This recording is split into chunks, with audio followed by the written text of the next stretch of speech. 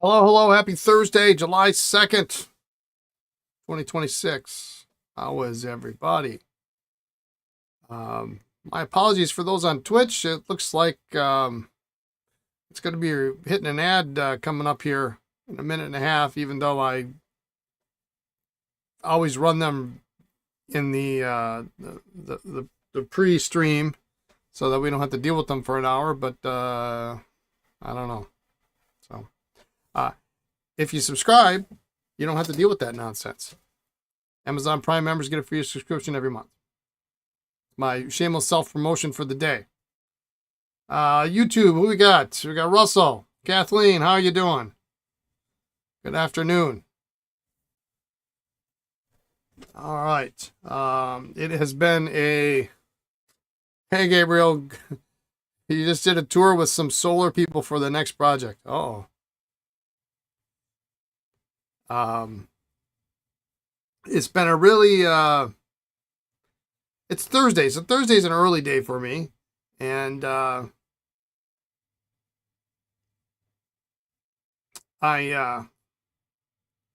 don't know why, but today I didn't like I have been working really hard the last couple of weeks, and I'm like literally caught up on everything that I need to do. Well, not everything, but I've just been kind of relaxed today. I've done what I needed to do. Get the podcast ready, get the shipping out, answer some emails, talk to folks on the phone.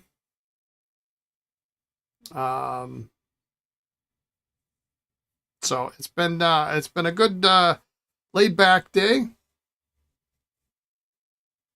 Today is the day that I get up before the Cardinals do. Yeah, yeah. So yeah, so we're gonna work on some Esterbrook's today, and try to clear off some of the pens that are on the bench, and get ready for the podcast at 4:15 ish. So we'll see what happens.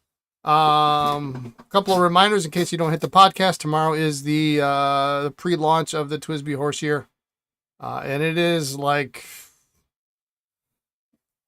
it's a one and done. So if you're interested in that pen, there's one chance to get it. It starts on Friday. Extra fine, medium, broad, 1.1 stubs.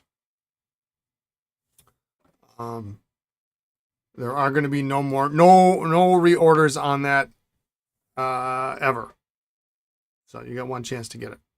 If you sign up for the notice, it will go out first thing in the morning, anytime after midnight. If I happen to be up after midnight, the chance is incredibly slim. I'll send it out. Otherwise, it'll be first thing in the morning. You're glad I'm relaxed and caught up. I wish you could say the same. Oh, I'm sorry. Has it been a stressful day for you? Who would have thought that Brian works on Esterbrook's? Well, I haven't worked on them in a long time because I worked on so many last year. And we could have renamed the channel the Esterbrook Repair Stream. But there were a lot to go through. Oh, you're heading out of state. Oh, you're going to your folks, huh? Okay. I didn't know that. Well, drive safe. I know how much you love driving. I had a funny moment today. Because Lisa and I talked about going out of town on Saturday. To go do some antique shopping. We got a couple places we'd like to go in a certain area, and they've got an architectural salvage place, which is kind of cool. And when we were renovating our 100-year-old house, our last house, we would go to all these, restore and architectural antique malls and places like that have, doors and windows and doorknobs and things like that. So they have one. Saturday would be a challenge for antiquing. They might be open. Some of these places might be open, but I'm going to have to check now. Well, so the funny thing is we're like, oh, well, we'll come into the shop, we'll do the shipping, and instead of waiting around for the mail to come, we'll take it to the post office. Then I realized, oh, what's 4th of July? The post office is not even open. We don't even have to come in. Nothing's going out. It'll be a nice day for a drive. It's supposed to rain. It's still supposed to rain. So now the thing is where we're going is I would be shocked if places weren't open. Quite honestly, it's a very seasonal area, and if you know, they're only open for 4 or 5 months out of the year, and if they're not open on Saturday, then there's just thousands and thousands of people at this place. But I may call him. I may call him tomorrow. We were going to take the vet, and it's going to rain. Like there's a 70% chance of rain. I don't mind getting the car wet, but it's not the safest thing to drive if it's pouring down rain. Yeah, we're going to take the VW. Lisa likes to drive, and she won't drive the vet. I think I could have I could be a limb chopped off, and she'd be like, "Well, the only car to drive is the vet." Well, it was an honor being your husband. I'll see you in the next life, because I'm not driving that thing. So anyway, what else? What else? Tomorrow, Friday, horse year. I have 3 other. Yeah, I would have 3 other. If it was an arm, I could still walk. If it was the right hand, it would be tough because But anyway. Okay. Let's see what we got on the bench. I can't think of anything else to yammer on about. This is where we left off. I think what we're going to do, I didn't do anything with the caps, I think, except for this one, which obviously we got to deal with that. I can't put that in the ultrasonic. These are all sticker free. We're going to dump these in the ultrasonic and get them clean. I got some fresh water in there. That way those, more Aloha Gold, you come, yeah, how many do you want? How many do you want? Now, I just sold the nicest one. So, these are like the second nicest one. There's another one. Another one.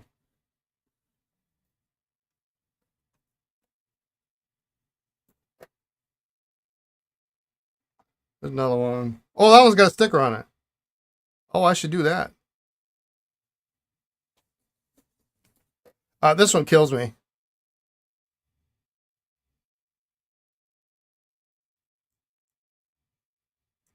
I guess it's a common color. No, not really. Still not really.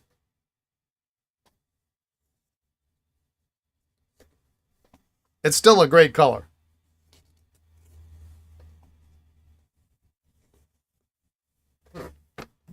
By comparison, I only have one more Tempo Red left. So, and didn't we determine, was this the one that had, this one we need a new section for? Was this?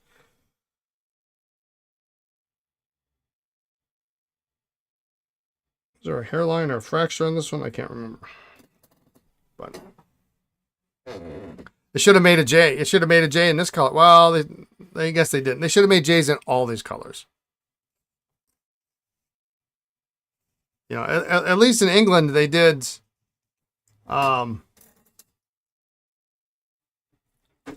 They did solid colors, but they were like really dark. Blue, green. They did a gray, dark gray.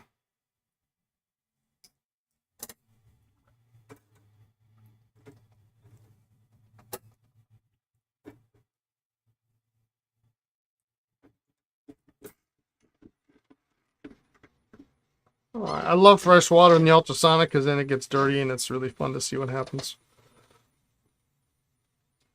All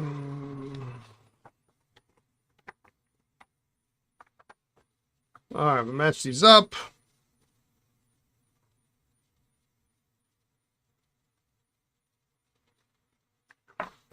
$22.50. It's that guy.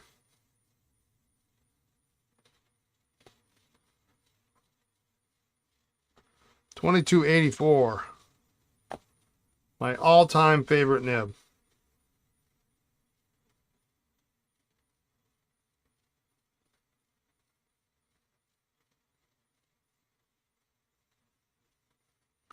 Well, you know, now that I look at this, this whole thing is botched. The section's cracked. The nib is bad.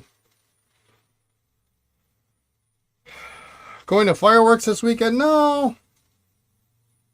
Yeah, this whole thing is a disaster. I don't really do fireworks.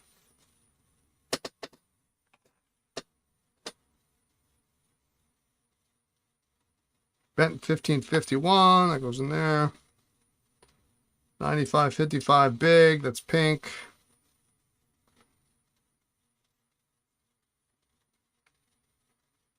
It's white.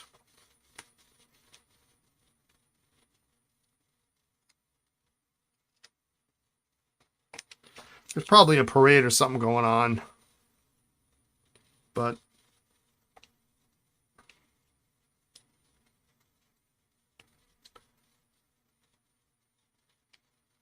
back in the day when we had a store on College Avenue, you had no choice but to deal with the parades, whether you liked them or not. Because they went right in front of the shop.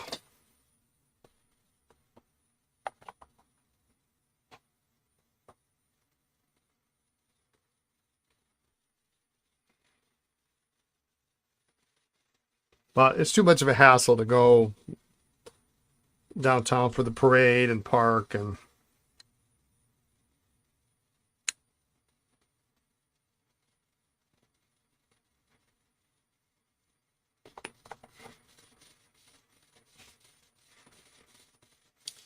we went one year. We went to a nice park and watched them shoot off over the river, but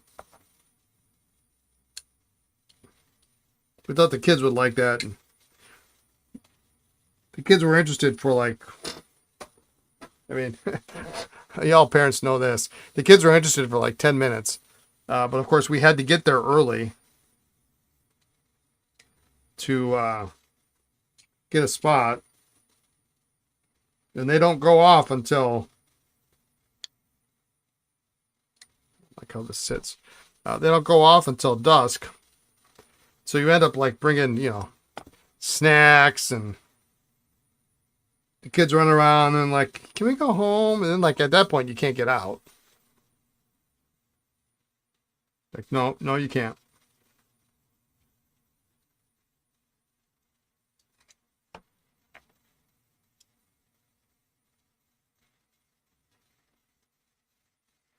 What makes that my favorite nib? The 2284 is a broad stub. It is the example I always give of just because there are 9000 series nibs, and 9000 series nibs are generally higher quality. They have a higher polish to them. They're tipped. The 9284 nib is not better than the 2284 nib. It just isn't. It's a big, broad, fat, juicy stub. It's just an enjoyable nib to work with. It's fun to write with.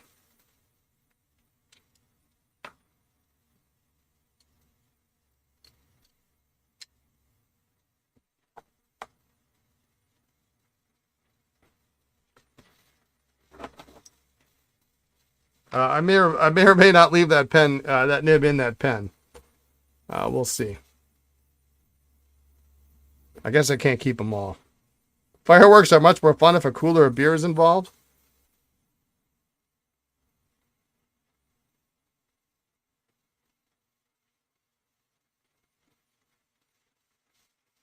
When I was a kid, we used to be able to, my grandparents' house, which they ended up selling to my folks, so it became our house. Their house has got a flat roof. And so what we would do is and they live in the country, but they were kind of on the side of town that the fairgrounds were, more or less. I mean, on the east side of town. And we'd take chairs up on the flat roof, climb the ladder, climb on the roof, and then we would hang out on the roof and watch the fireworks from the comfort of our own house.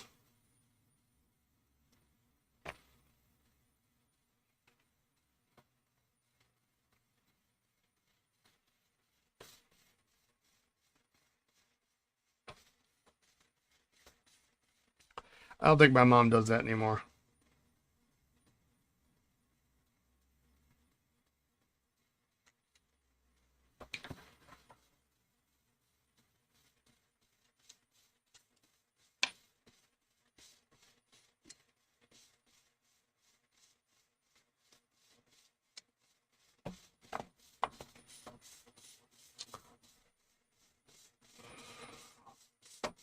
But I probably will get some beer tomorrow. I haven't had beer actually in a couple weeks.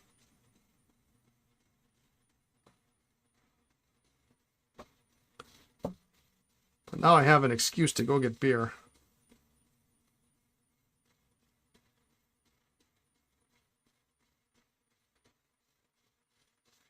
Fountain Pen News. What's in the news? Fountain Pen News. Hey, y'all.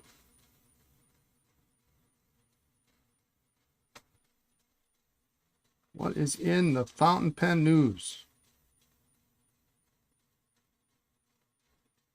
You haven't been here in a while. Well, I know. We've been waiting for you. This has been the longest stream ever without you. The news here is I have too many pens. I don't think so. I don't think so.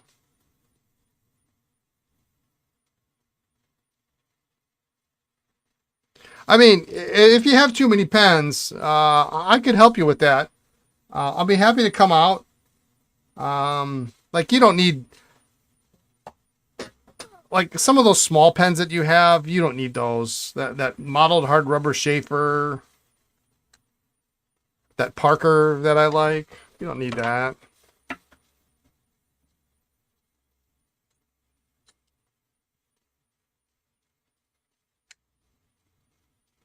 I'll be happy to take those off your hand. I'll give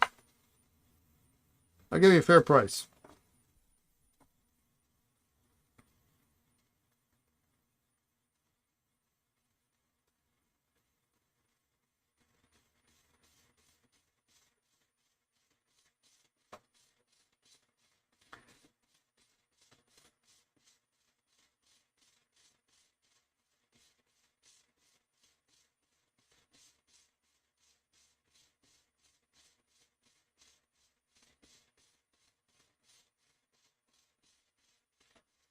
All right.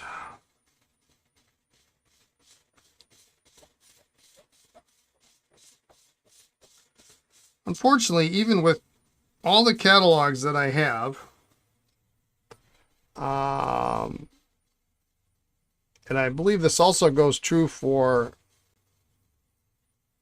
the PCA library,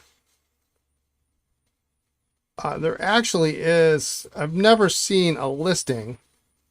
And now that I say this, David's probably going to just like have it at his fingertips, of the names of all the colors. We go by Aloha Golden Temple Red because that's what Paul Hoban indicated were the names of the colors, and that's kind of where we sat. But I have never seen an ad, a listing. I don't have a single catalog, and I have many from this time period. That list the pastel colors. I mean, they don't even call them blue, pink, white, gray, nothing.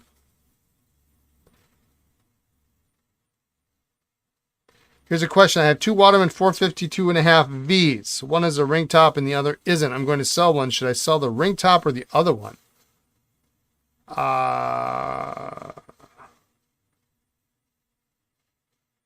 The one that you say is not a ring top, does it have a clip? because that's kind of unusual.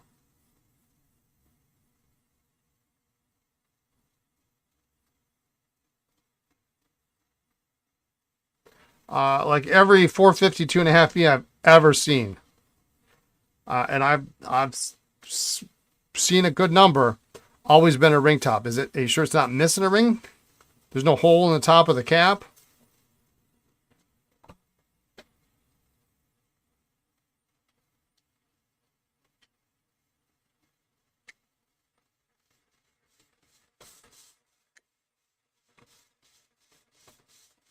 No clip, but there's no hole.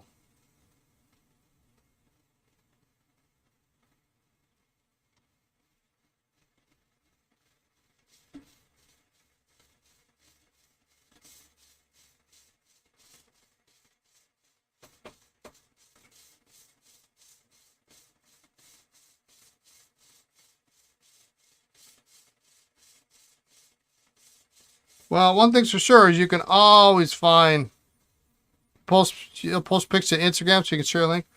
You can always find a 450 2.5V ring top,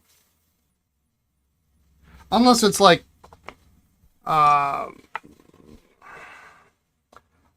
that rare deco pattern. Are they the same? Oh, I'll wait.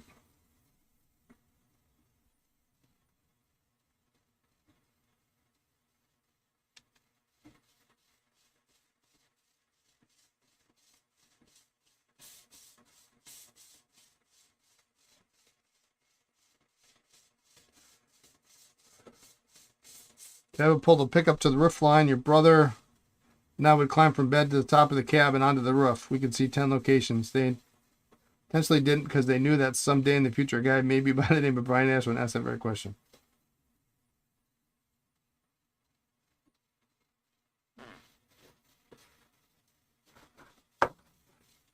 Both with and without rings were cataloged.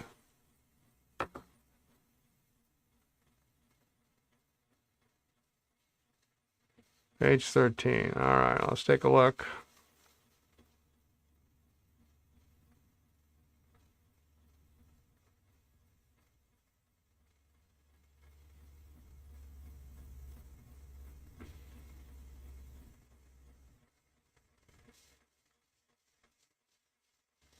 Oh, okay. Here.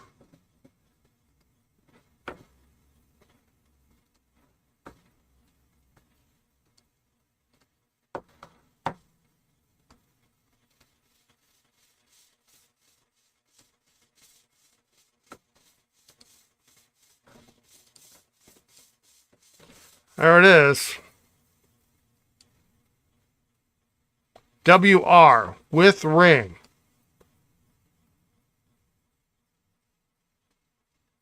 Extra 50 cents. Given that, I would say if you were going to keep one, keep the one without the ring.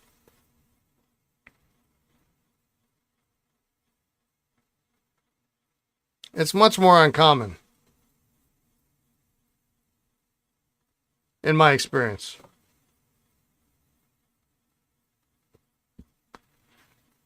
I mean, because they almost always have a ring.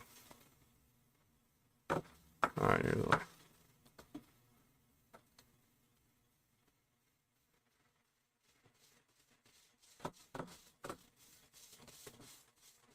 Oh yeah.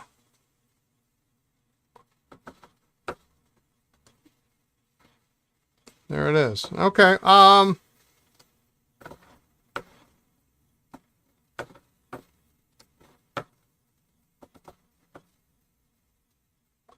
mean, if the nibs are the same and you're actually going to use it,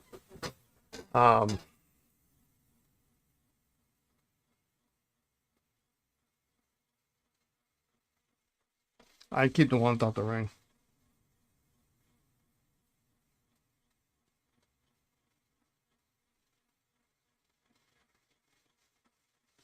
You'd keep both to make a set. See, what you do is you sell the ring top. You make money on it, and then you go and you buy another one for cheaper.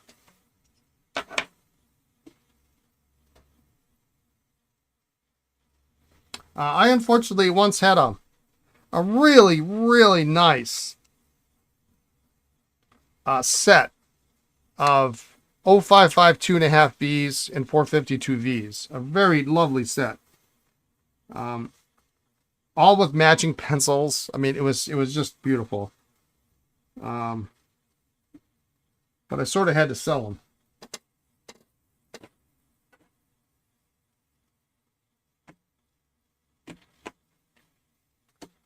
So it's got some weird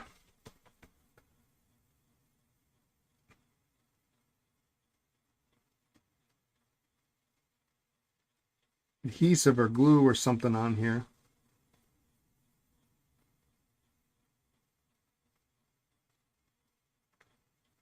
I really don't think that I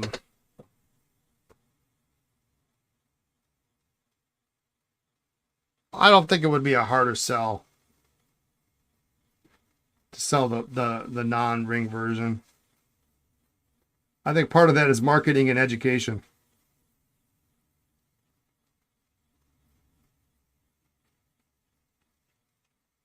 Because you get some sucker like me who says, oh, that's scarcer.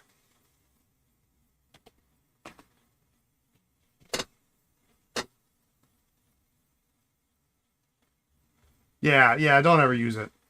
Not in the way it was intended.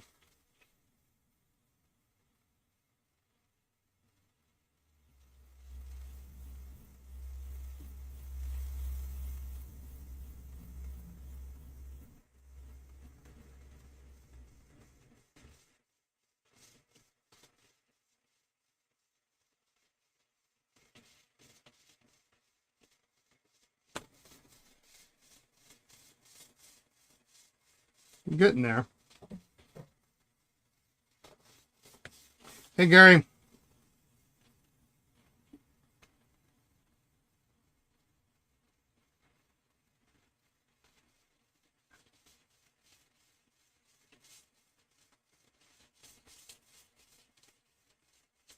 Yeah, I don't have the...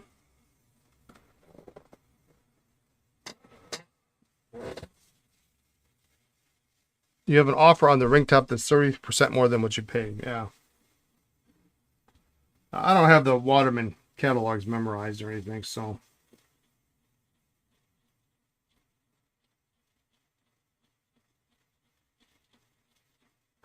Although I used to have a really nice Waterman ad framed in my office.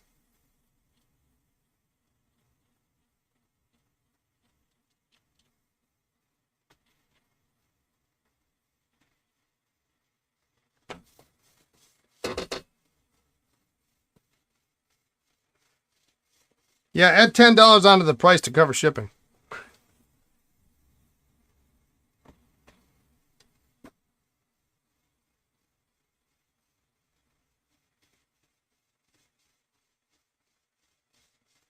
That's better.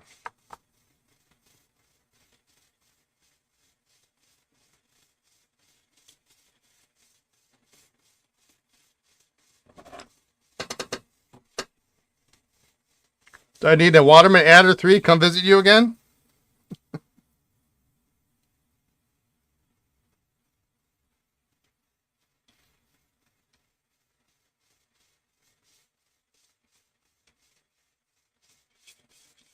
I'm trying to figure out...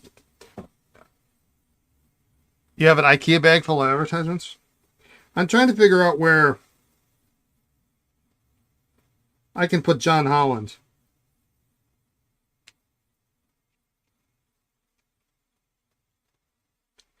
He deserves to not be in a storage unit.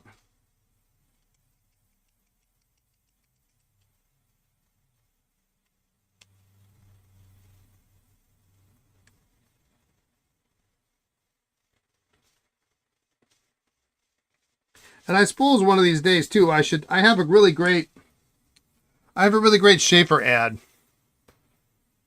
that is absolutely worthy of framing, I think. It's hilarious. And what strikes me as funny is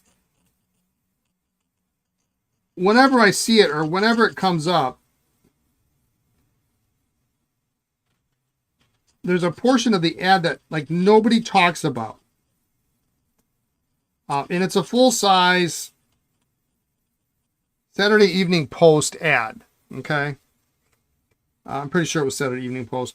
Obviously, I don't have it in front of me, but and it shows, if memory serves, a Schaefer 46 Special. So it had that in hard rubber. So it has that cool chasing pattern on it. And then there's a testimonial.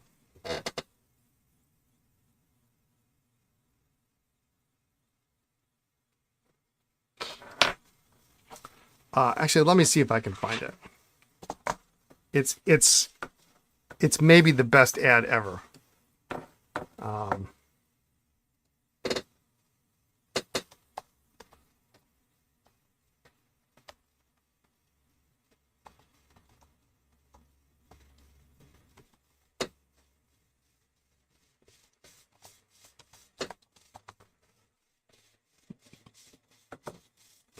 Let me see. I know it's in the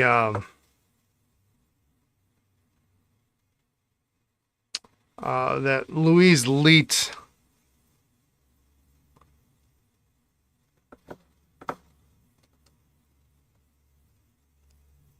book. Let me see if I can do a quick search and find it. It is the most bizarre, greatest thing ever. It's really, really fantastic.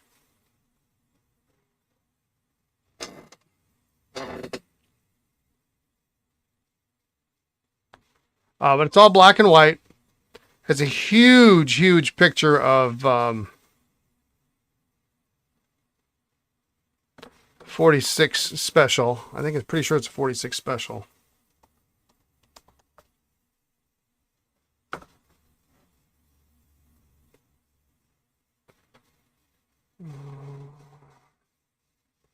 And maybe people just haven't seen this ad, and maybe that's why it's, I don't know.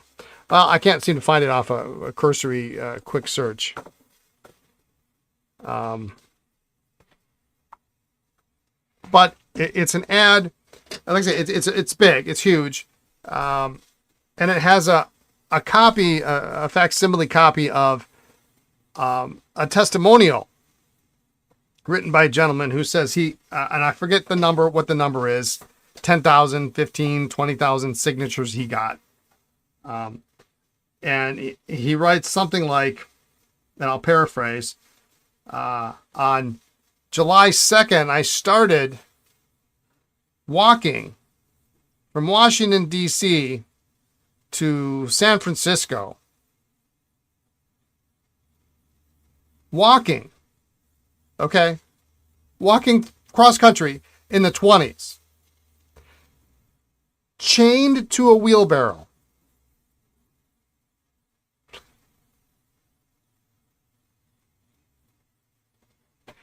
And every time I see the ad, and every time anybody else sees it, they go, oh, that's a cool pen. Like, did you read the letter? The dude was chained. He chained himself to a wheelbarrow, and he walked across the country and apparently garnered, I don't know, 20,000 signatures or something. For what reason, I know not.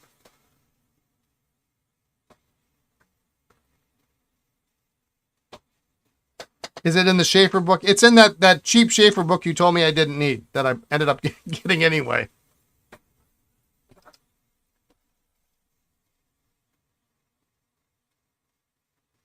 That's the only Schaefer book I know of. But I have the ad, and I was going to sell it one day, and then I read it, and I was like, that's the goofiest, weirdest, strangest thing ever. I can't ever sell this ad. The heck if I know where it is right now, but I would never get rid of that ad just because it is so goofy. And like Schaefer just thought, hey, this is a great thing. Let's put this letter of this weirdo on an ad and put it in the Saturday Evening Post.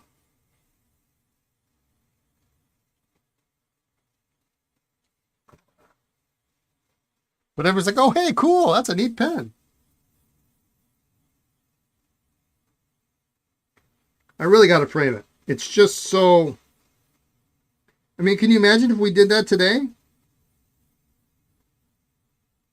We had an ad like that?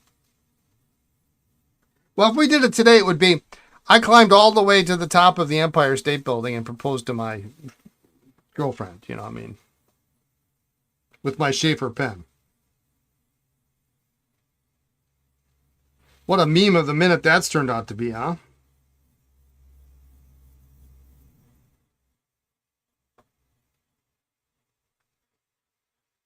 You made me read it and I remember it.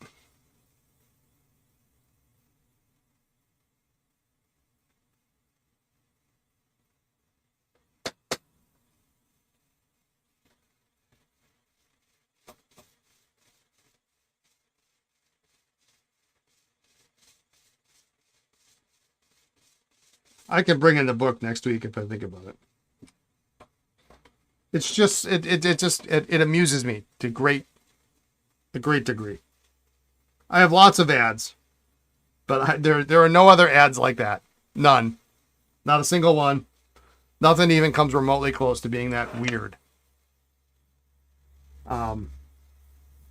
It is, however, not my most favorite ad of all time.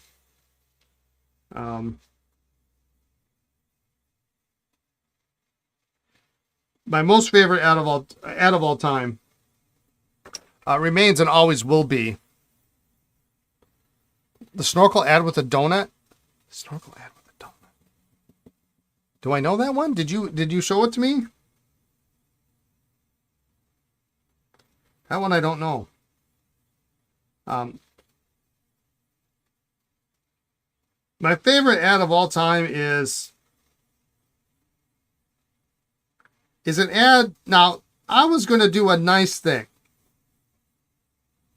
I was going to gift my good friend David an ad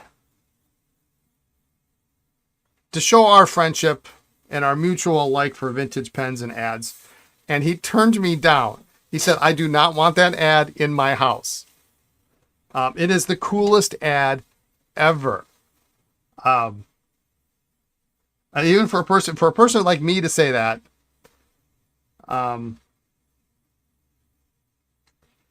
Esterbrook, for a very short period of time, made not one but two different versions of this ad.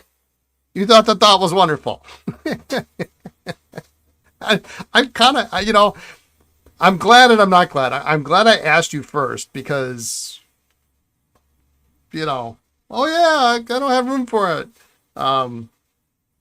They're never expensive when you see them. But Esterbrook made an ad called Rivals of Precision. And that one we probably can find. I can probably find that. It is the coolest ad ever.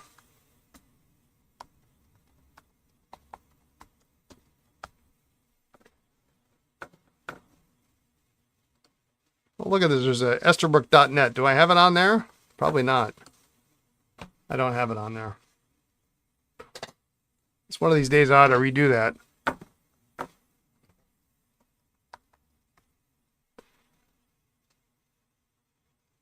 Oh, here it is.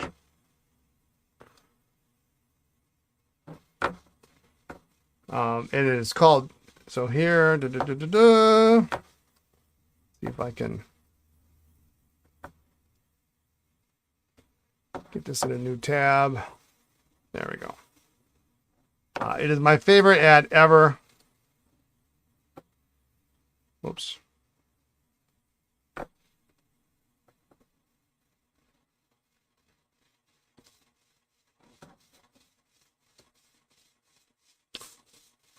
Nope, that's not it. I really hate this. I wish there was an easier way of doing this. Is it that one? What's the name of this page? There we go.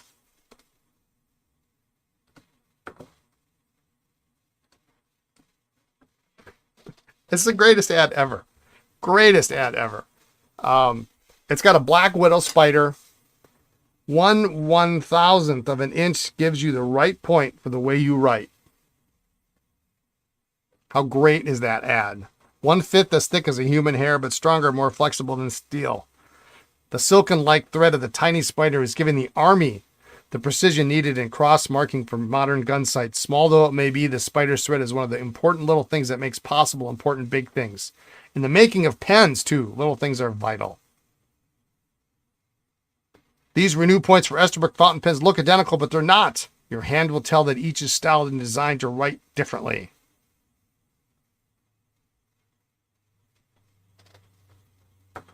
Only if this is wartime. Only a few new pens can be made today. Renew points for repair replacement are available in limited quantities. Isn't that great? It is great. It is so great. And believe it or not, the nerd that I am, use your Esterbrook to pen your poison letters. There are two variations. I found two variations of this particular ad. Two slight different variations. Put you down for one.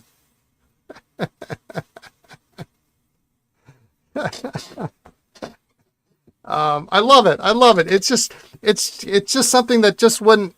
It's very well done yet. Yeah, it's just something that would not. It wouldn't fly now. You wouldn't ever.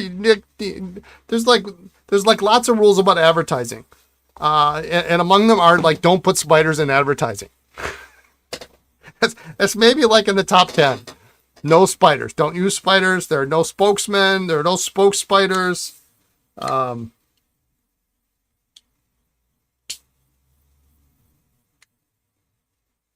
But how fun is that? How fun is that?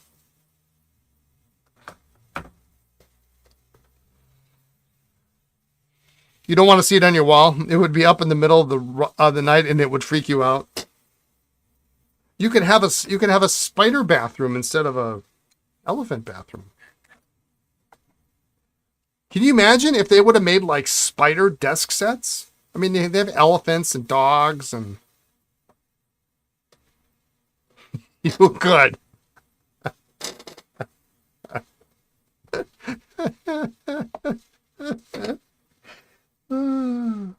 It's just funny. Just funny ads.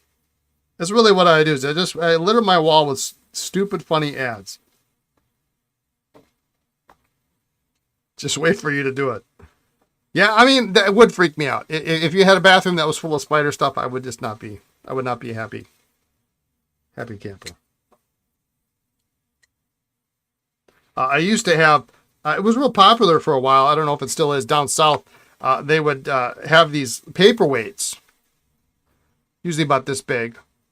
You can get them smaller, but it would be a crystal clear paperweight, and then they would have like a scorpion in it. I had one for a while that had a tarantula, and I don't like spiders, but like if they're dead, they're horrible. Do they still make them? They probably do. You would know. They're probably at the show that you go to. Yeah, it's a super ad. Yeah, okay. Yeah, I had a scorpion. Actually, for a while, I had a scorpion bolo tie.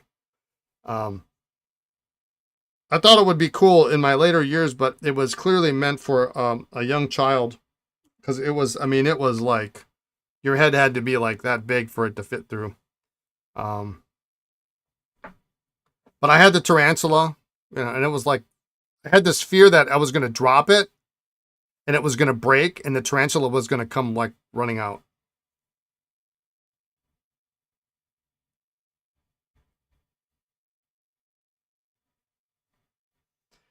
The only good tarantula is a dead tarantula. That happens every day.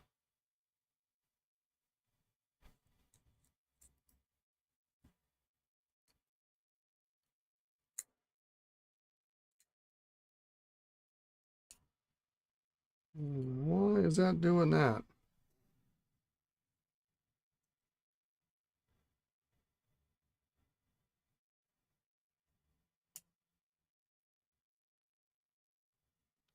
This J-bar is not. This is why you have to do this. Kind of look at this multiple times, and it's not bent quite enough so that when it presses down, this part slips and it stays down.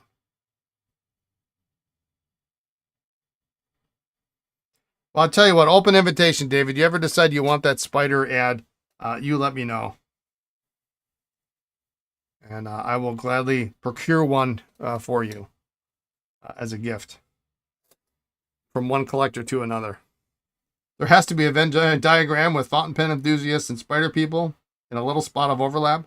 I bet there is. You found one of those ads on eBay for $1.99? Was that the one I was looking at? This one's $8.59.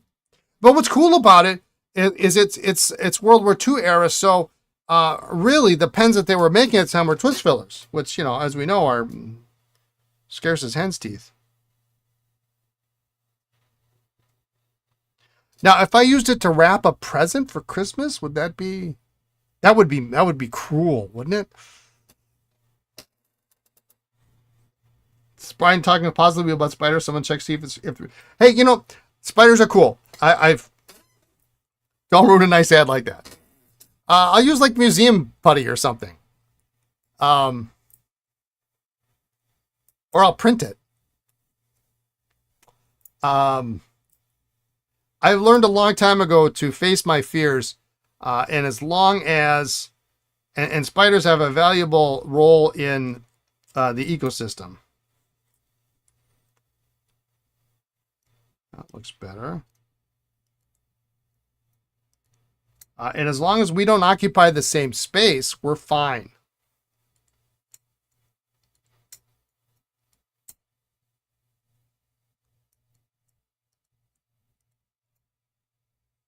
Yes, yeah. As long as they aren't in my living room. I was washing my hands Tuesday or Wednesday in the bathroom here in the shop, and then all of a sudden, a spider came dangling down like this close, like right in front of me. Nope. Not today. Not today, spider.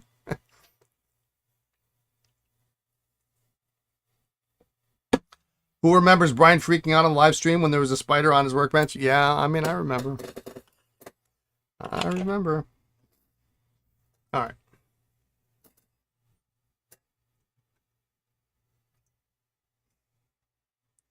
Well, you know, and they move pretty quick.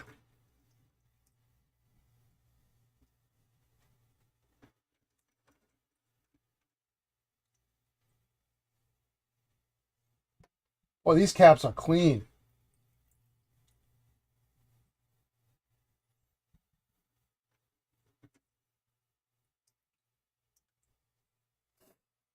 You're going to excuse me. I'm going to turn the air conditioning on. Hang on. I'll be right back.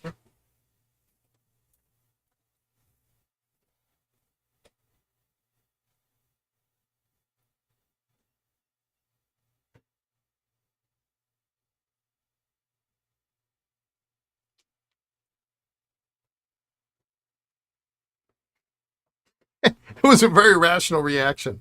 I thought I was pretty cool about it. I think I just kind of stood up and like, whoa.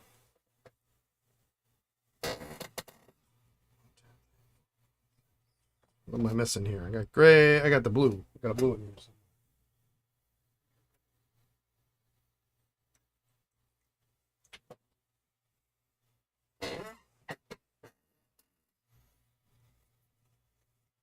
You have a lot of spiders down under. Red, black, and trapdoor can be fatal. Yeah, see, I'm not interested in that. No interest whatsoever in any of that nonsense. I was mere seconds away from death. I mean, and think about my pens, my parts. People buy these things. They were at risk.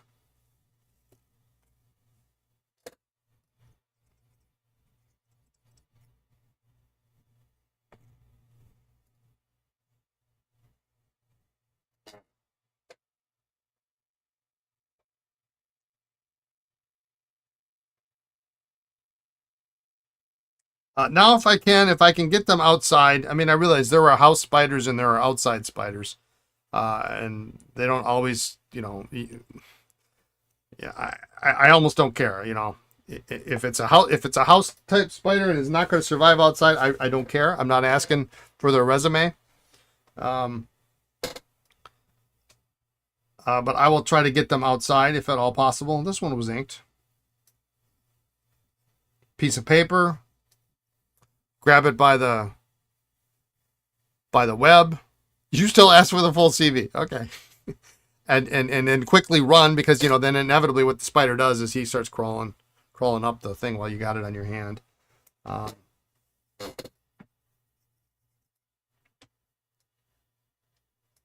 You know, they have a better chance of living outside, even if they're not an outside spider, than they do of being in my house.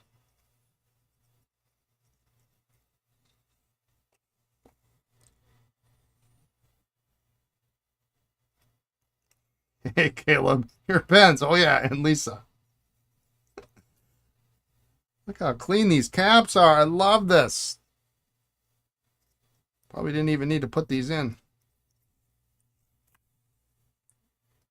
Just the red one. Looks like, oh, I got to do this one here. Chances of me going down under just decreased considerably. Yes. Yeah. Something like that.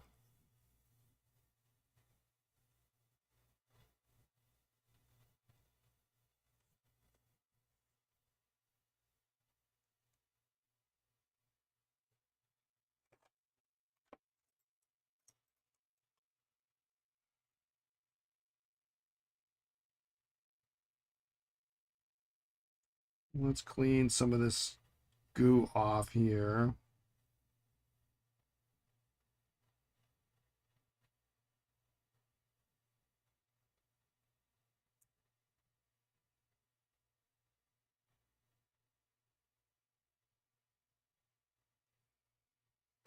I love double imprints, double stickers. Yeah, so I actually have a Esterbrook spider ad framed.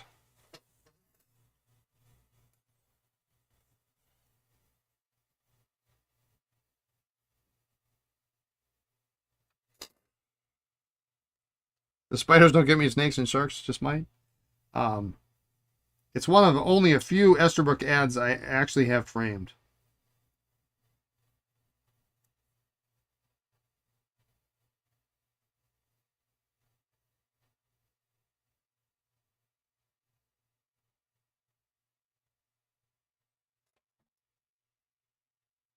You have a Carter's ad with cute cats framed to stick with that? That is cute.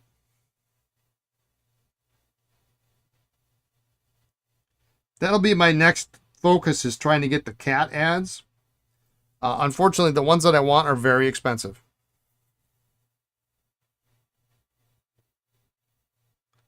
The one I have to have that is going to cost probably an arm and a leg is the Parker ad. And I forget what year they made it. Some pens scratch, Parker pens do not. Or some cats scratch, Parker pens do not, I think is how the wording goes.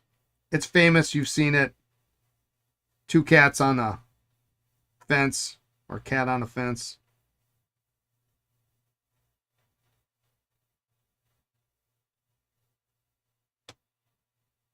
If I'm not mistaken, that was originally I can't remember if that was cardboard or a tin sign.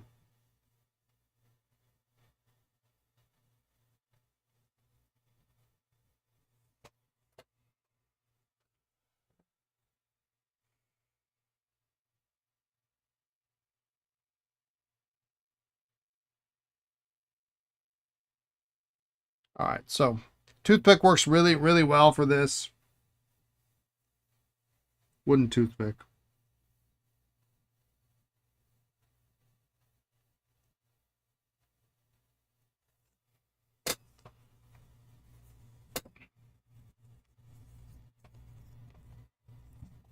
As long as we're at it, I'm just going to finish it off. And then I've got Gloss 5. You should commission a version of the cat ad with my cats. If only I knew an artist.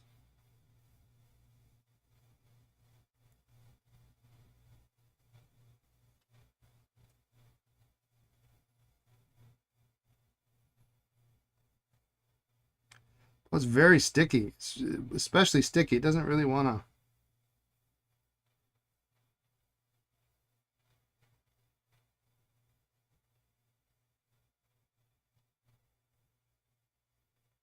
I was just thinking about you this morning, Caleb, because I have a display. I have two display cases in the near where I spend most of my time here in the shop, and one of them has desk sets in it, um, and the other one has personal personal things that I've accumulated over the years that are special to me. And I have those little small portraits that you did of Lisa and I in there.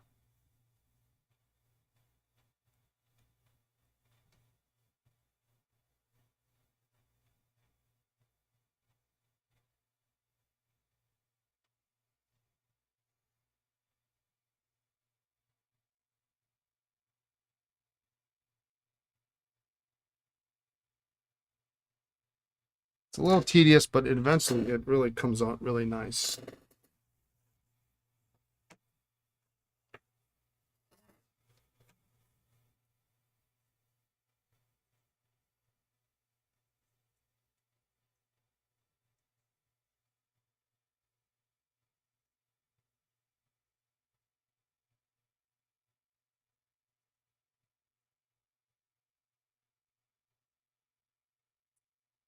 I don't know how well this is going to turn out because these. You loved making those? We're good people. Thank you. I love having them.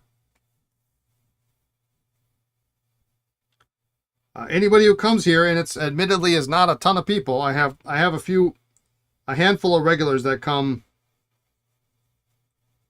once or twice a month each. Um, and I've got an old customer coming tomorrow. They see it.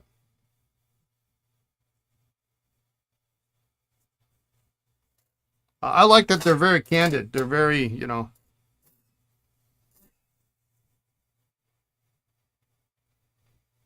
we're both laughing.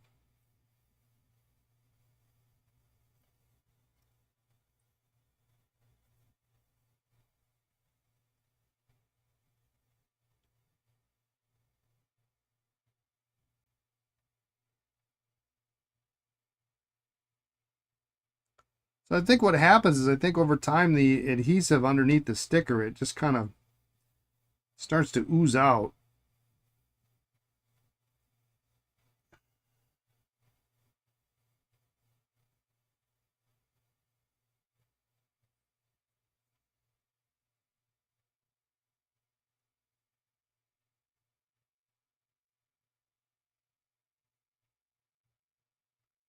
And then just looks awful.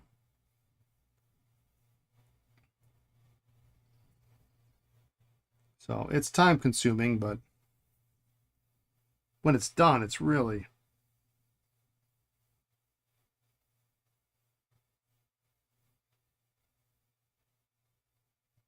This one's not going to be perfect because this top sticker is really.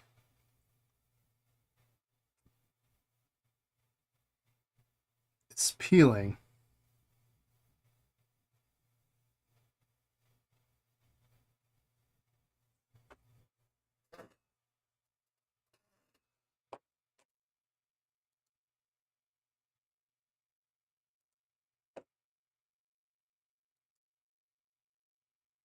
You enjoyed the pictures when you saw them? Yeah, they're fun. They're just so much fun.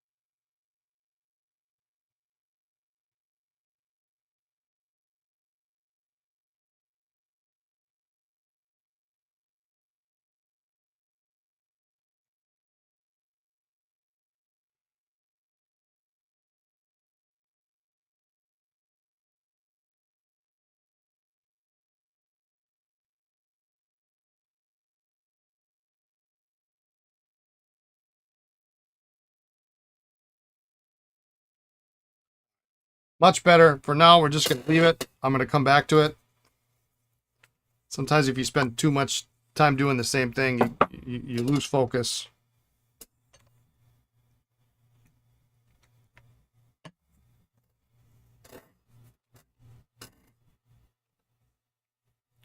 But we know those are good. Let's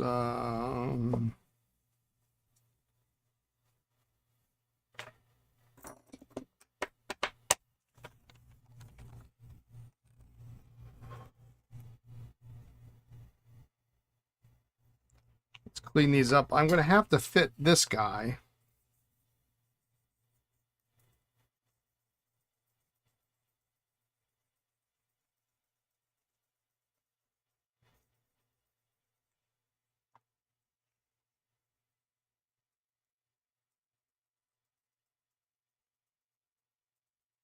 Hopefully, it doesn't go as as poorly as the balance did yesterday or the day before.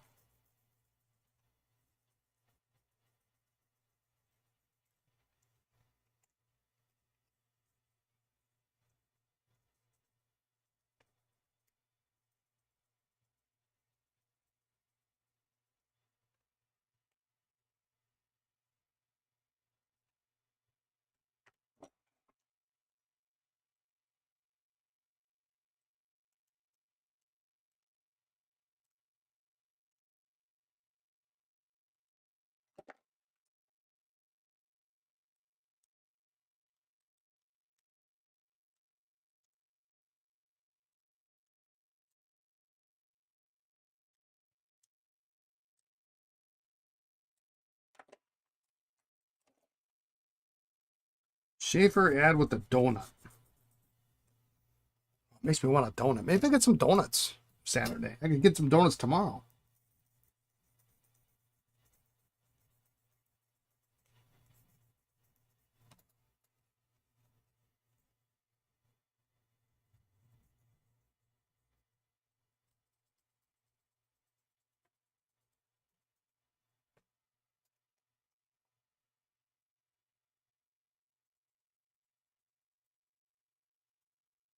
We're gonna clean that part off.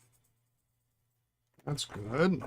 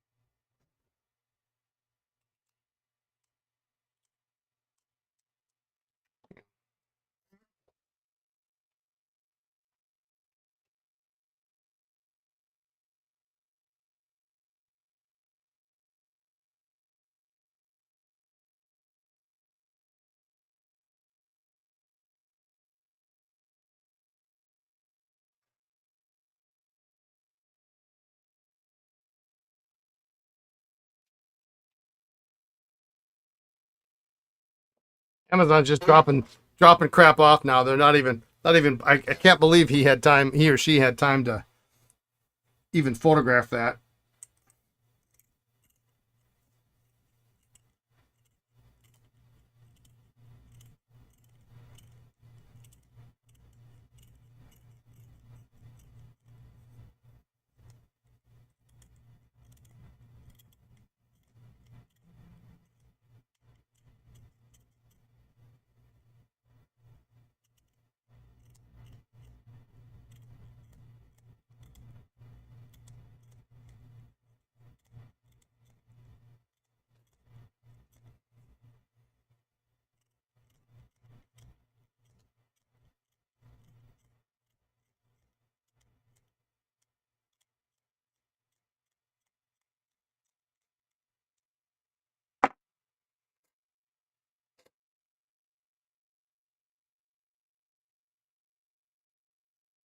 Perfect.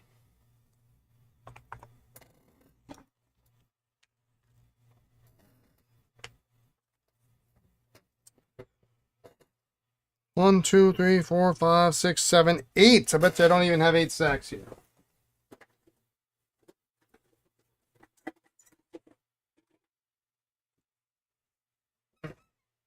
I bet I do, actually.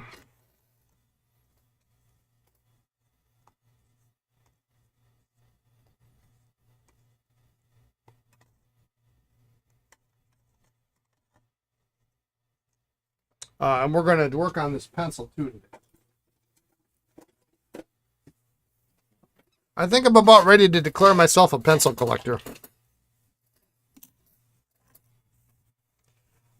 I guess I don't have to be a pencil user to be a collector. That's such a great pencil.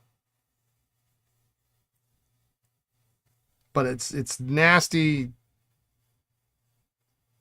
I mean, how much better is this going to look after it comes out of a Dr. G's solution?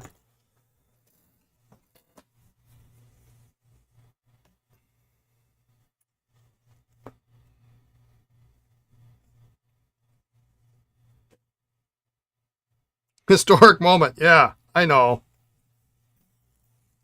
Join the dark side. Everybody's commenting now. I say I'm going to be a pencil collector. Well, it's because I have two pencils in my bag that are going to go home that I've decided I want to keep, and one of them was giving me serious I don't know what the word is. I kept looking at it, like, I have to have this pencil.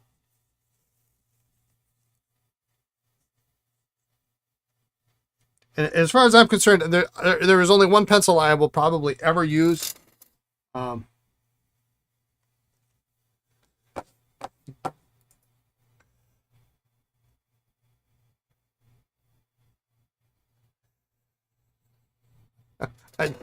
just got a funny text, actually.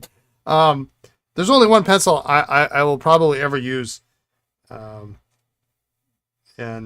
that's a Retro 51 pencil. That sits on my nightstand.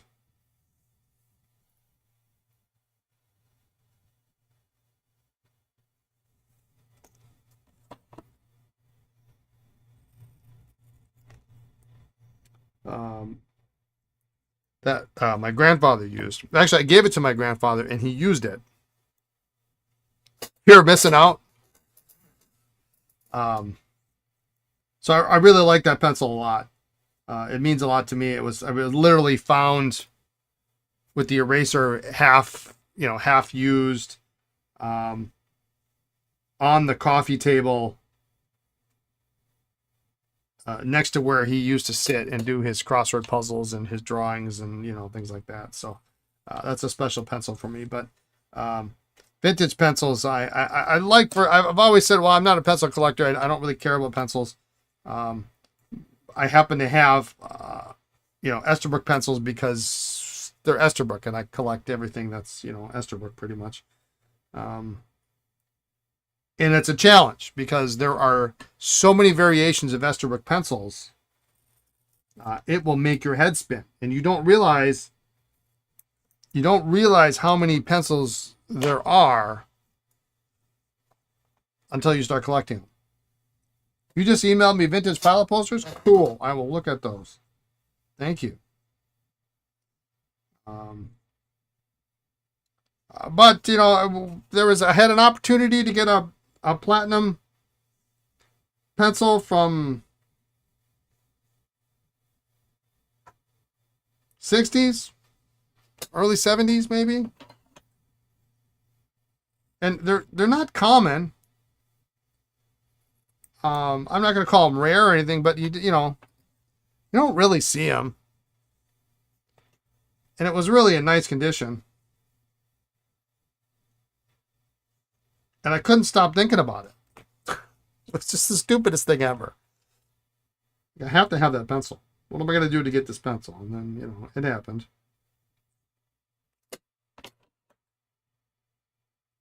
Lisa kept asking me, "Oh, what do you want for your birthday? Is there a pen you want?" And I was like, "She is going to think cheese has slipped off the cracker if I tell her I want a pencil."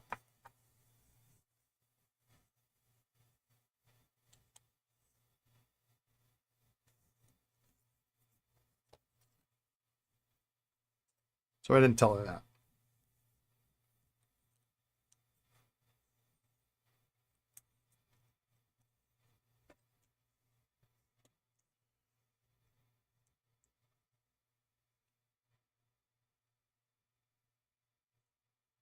But I also bought a very interesting Schaefer demonstrator pencil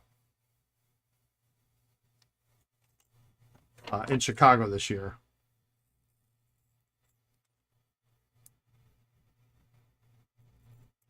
Actually,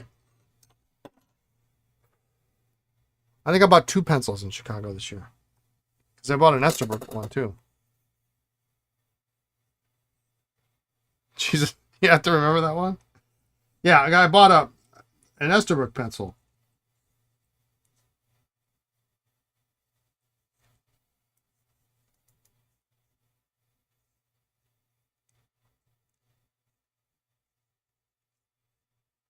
That I had never seen before.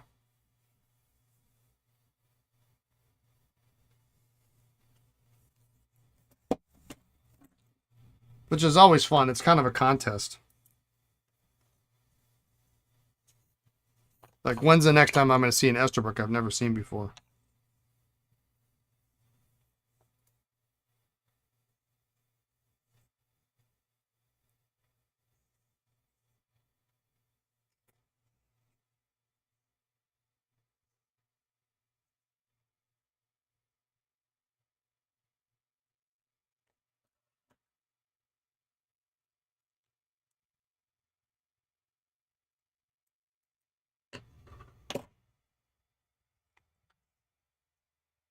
Pentel pencils are your pencil to collect. The Graph Gear 1000 is the most satisfying click. Yeah, it's a nice pencil. If you really use pencils and you don't mind something, I mean, it's kind of huge, right? It's a big pencil. It's long. I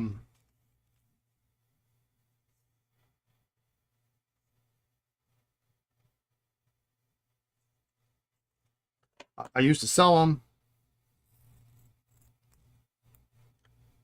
Contacted Pentel last year in August, July. Never heard back. Estate sales of architecture are the best place to find interesting pencils.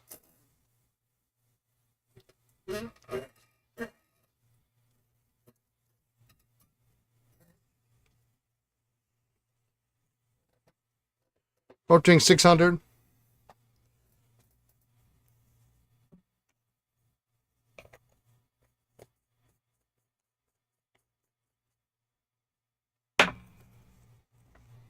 Boy, you know, I'm looking at this one. Look at this.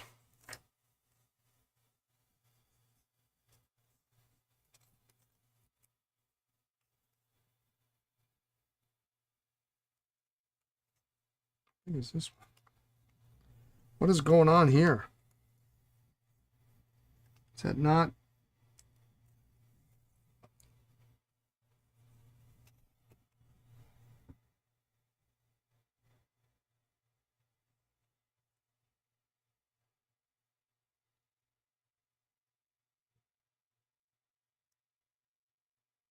Yeah, something's not right. Why is that not going down? Oh, I bet you I know why. No? Oh, this eraser. That's the reason. This nonsense.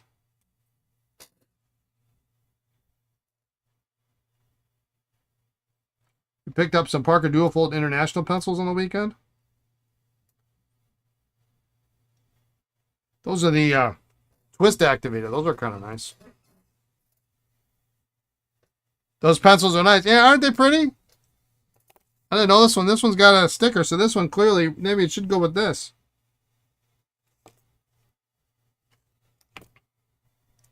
Problem is you know, sometimes people don't want,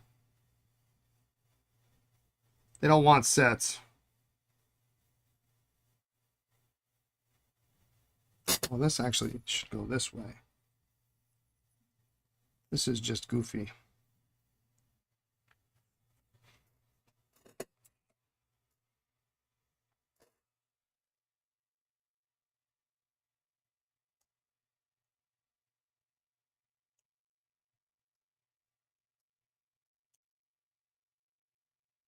Don't get me wrong, I'm never going to pay a lot of money for a pencil.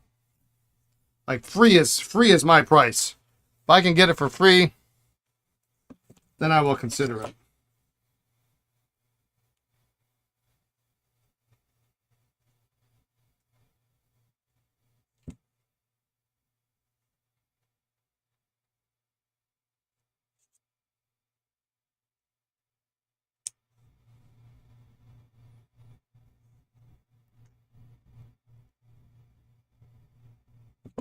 The other pencil I have in my bag that's gonna go home is actually a really super third tier pencil. I forget the manufacturer, but it reminds me of. I'm trying to think who made it. Was it Eagle that made star and moon pattern?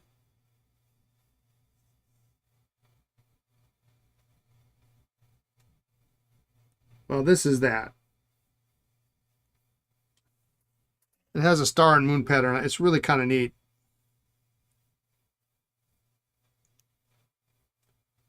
Maybe not the nicest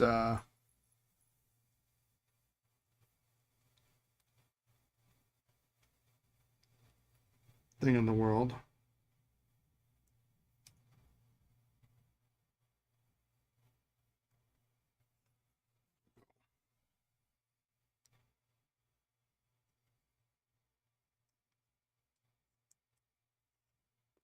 And there we go.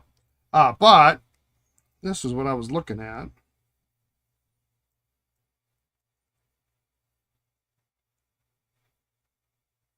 This is a transitional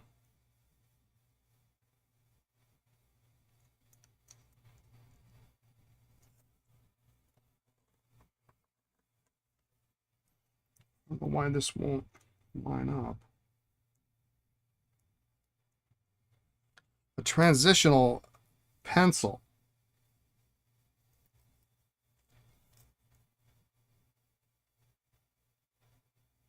It's fatter.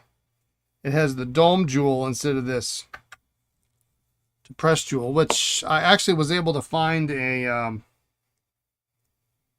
believe I have a document that says when they made that change.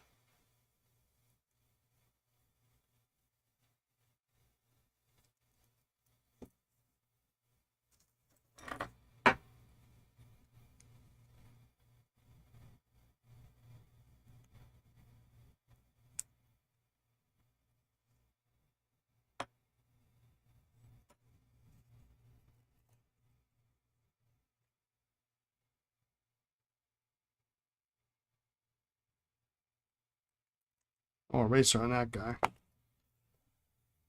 There's a. I don't know if is that supposed to be there? I mean, I guess it fits.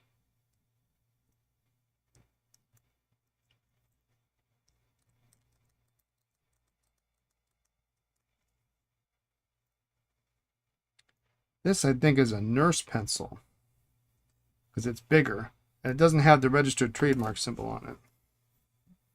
All right, well, we won't get into minutia today.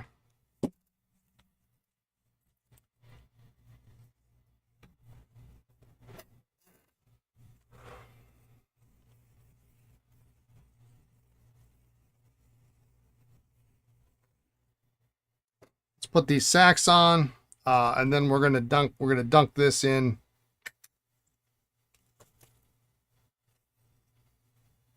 the Dr. G's.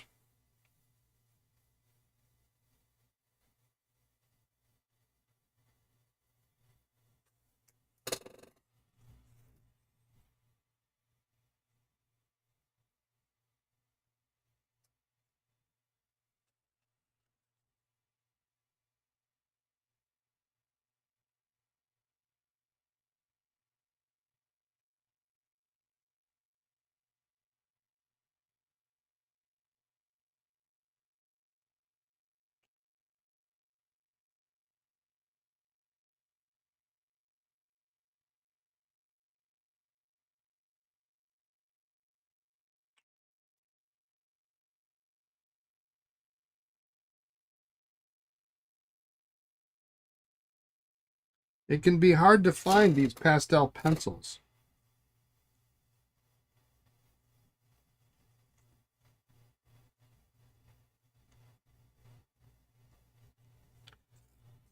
Oftentimes you'll find that the pens were used less than the pencils.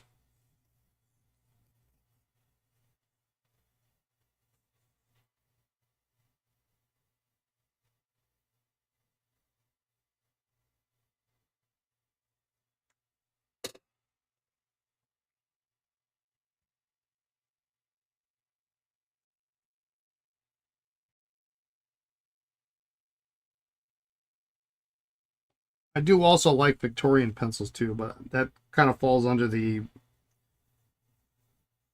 it's Victorian, it's early. I like early, therefore, you know, I'm not a dip pen nib collector either, but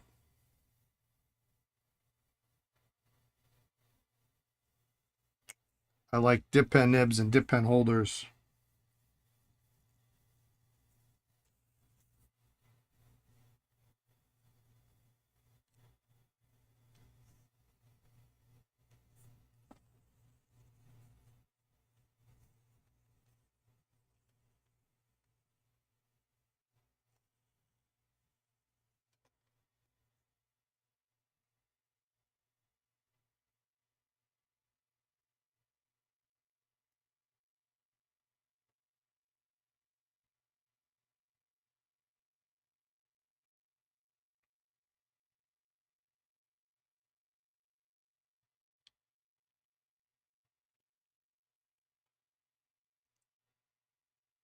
Let's just say I'll keep pencils to less than 5%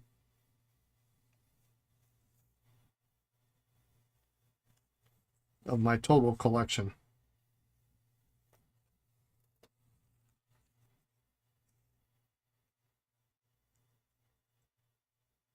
You have a few early Victorian pencils you picked up in pen lots? Magic pencils, especially, are kind of fun. I mean, they're problematic when they don't work.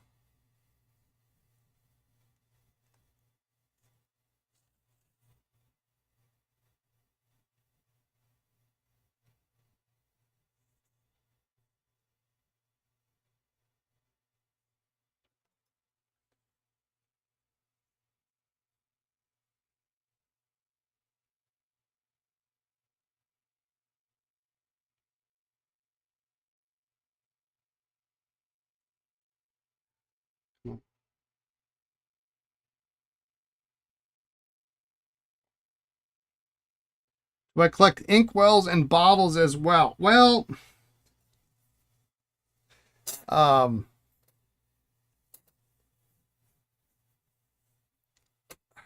not. I would say not really is the answer, but then I just recently acquired an early Schaefer hard rubber inkwell. But then my justification for that is it falls under the it's hard rubber and it's reasonably early moniker. Um, I used to have some Carter's inkwells. I don't remember. I think I might have sold them.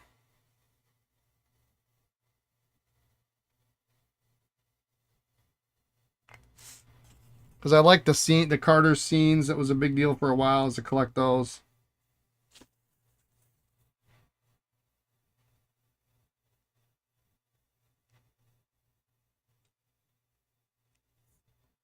Esterbrook actually, believe it or not, made ink.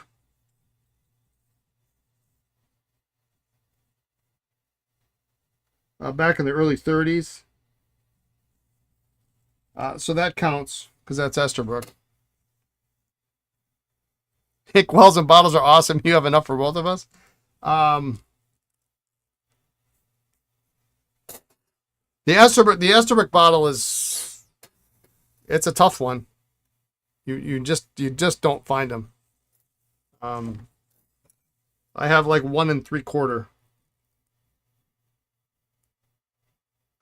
which means I have one without the lid. It's a pretty. I mean, I can appreciate them. I just don't really go after them. Right now, I have 0 space, so I'm really not trying to collect anything that's not small and cylindrical in nature.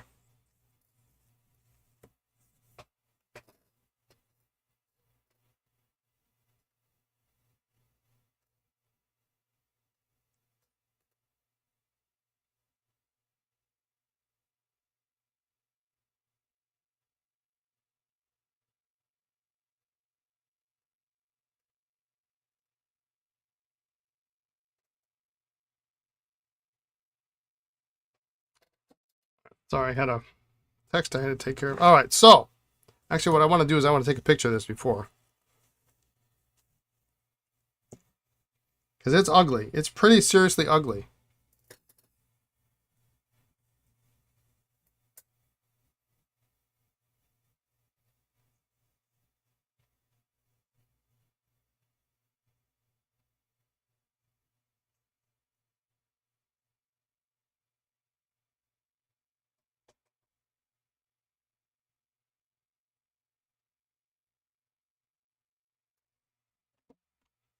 All right.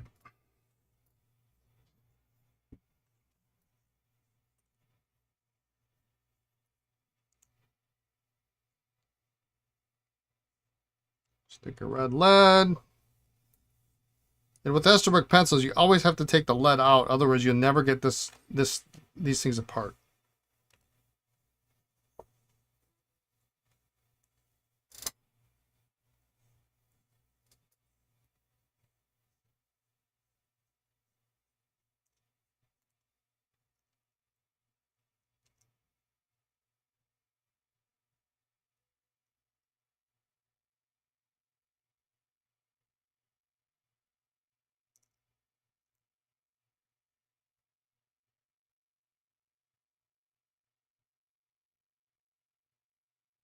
And try not to, this part you got to try not to get separated. Okay, so that gives me a hard rubber barrel and a hard rubber and very dirty. So we want to take a look at this. Am I saying you need one? An Esterbrook inkwell? I think so. That's an Esterbrook thing that ticks a couple of boxes. It's exceptionally scarce. I would actually put the moniker rare on it. It was intended for drawlet ink, but you have to find one with the cap. The label is actually kind of ugly, so if you find one without the label, it's not the worst thing in the world. But because it's like this weird yellow and black and rarest for you, yeah. I mean, and it's a gorgeous looking bottle. It's a really cool bottle. It's not just it's not a Waterman's bottle. It's not a round bottle. It's not a cube. It's a pyramid, and the top of the pyramid is black, and that's the stopper that pulls it. It's unreal. And the next time you visit or next time you're around, I'll have to show you what it looks like. I've sent you pictures, but in person, it's ugly is beautiful if it's rare. Yeah, I mean, I guess. I'm still looking for one with the perfect label. Never find it. But anyway, speaking of ugly. Let's see if this will. How well this will come on. This, I don't know what this is here. This could be ink. We got that. But I think it's okay to drop this one in the Dr. G's. That I think is ink. All right, we're gonna do that.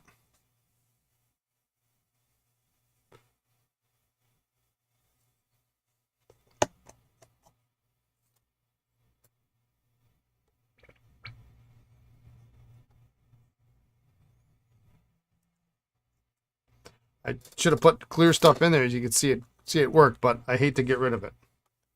So we're just gonna put that on there so I don't bump it. Yeah, you need an F for the bottle. All right, so these are good to go. We're gonna move this tray over.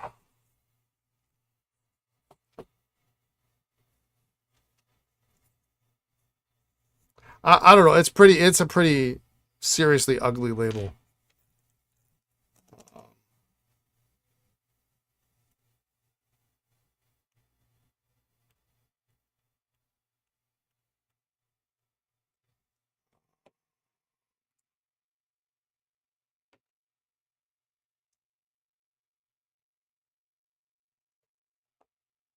Hang on. Sorry, I got to answer this message here. It's about a pen.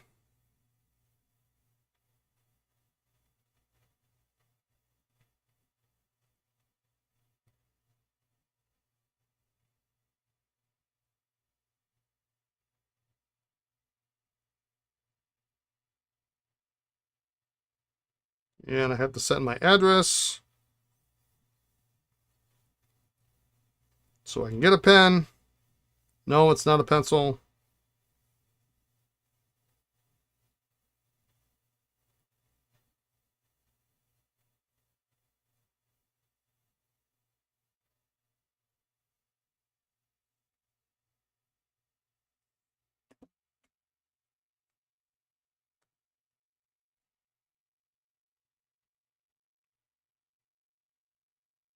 You see the Esterbrook Bungo Box collab on eBay. That's it. I shall find one. Let me see.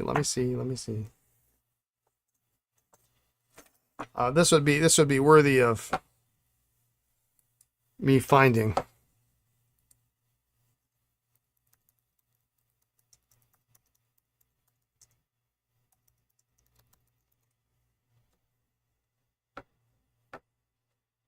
Oh yeah, it's.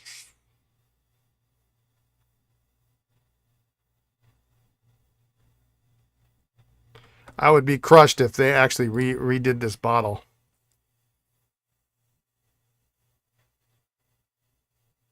I don't think I have a. I don't think I put it on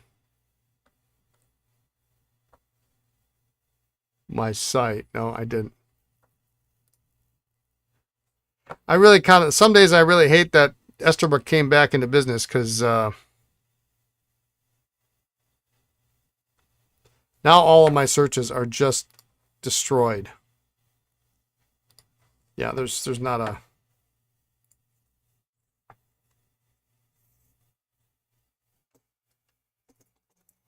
I'd say I sent you a picture of it before, but we text so much that it's probably take you 6 days to find it.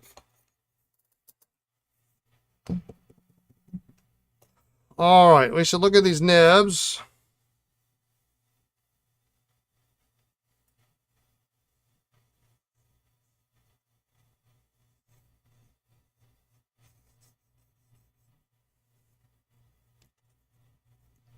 That one looks okay. I never have.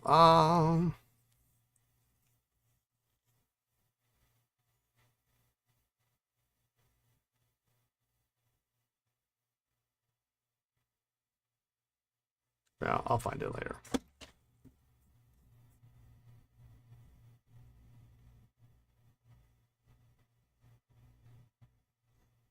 It's a known entity. It actually appears in the catalog. So,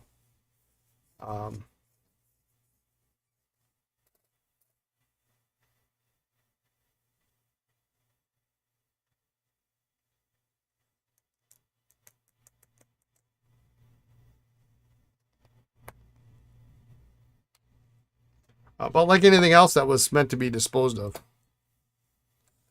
Actually, you know, I have a catalog open.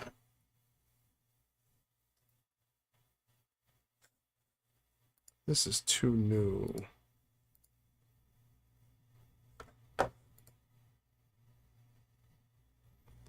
I think 49 is way too new for it, but let me just check. I got a 49 catalog open here.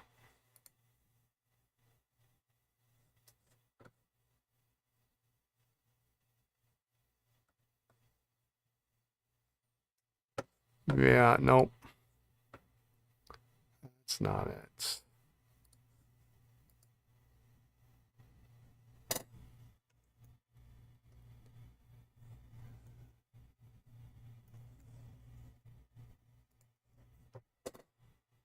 The ink bottles will be hanging out with the deluxe desk bases. Oh, don't get me started. Don't get me started. Actually, see, now I got to show it to you. I know what catalog it's in, and I know the catalogs are available.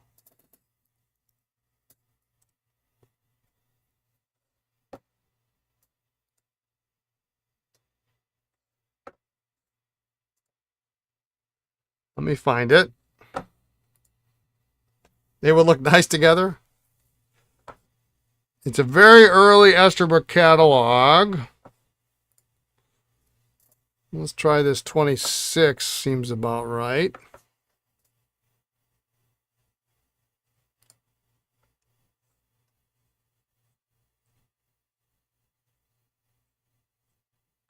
No, it's not in 1926.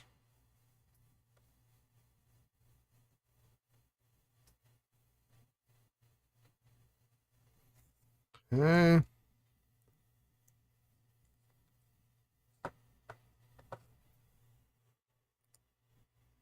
29.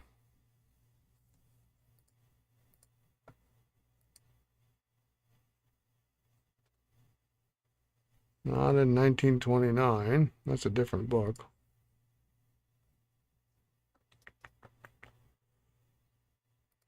1938. Be the last one I could think it would be in.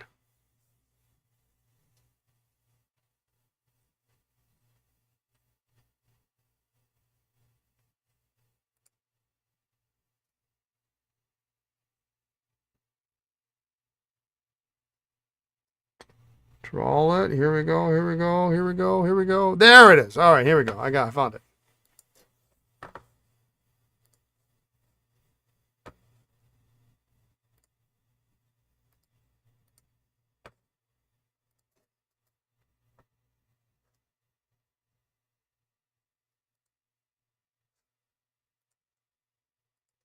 There it is.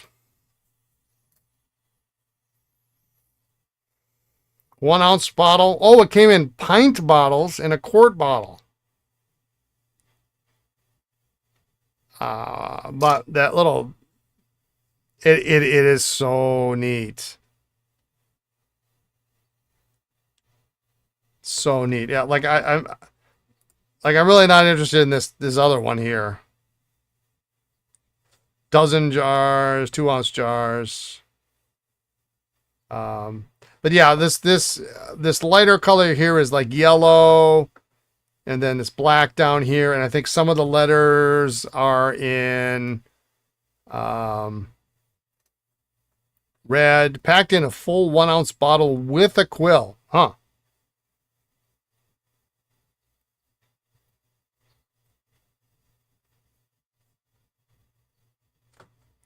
Yeah. So now you all need one. Yeah, now the cat's out of the bag. Oops. I'm sorry. Not there anymore.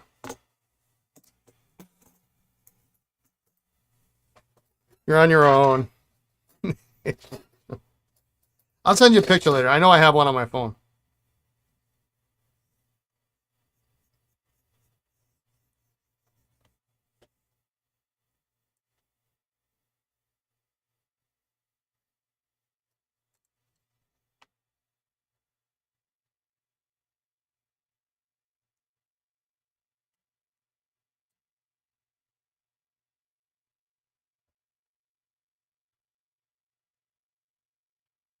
The problem is the label comes off, and then you don't know what it is, because I'm not certain if the glass itself was stamped with Esterbrook on the base or not.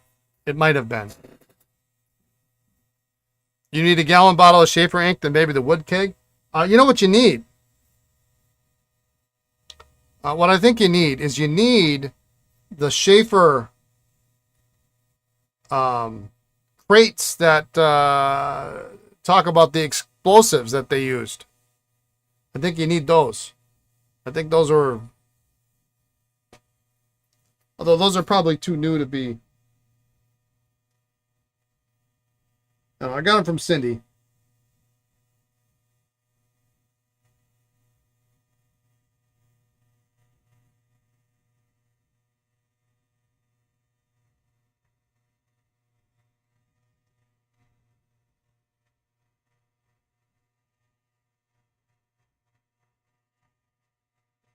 If you're looking for those tall bottles of Sanford Pennant, I can make you a deal.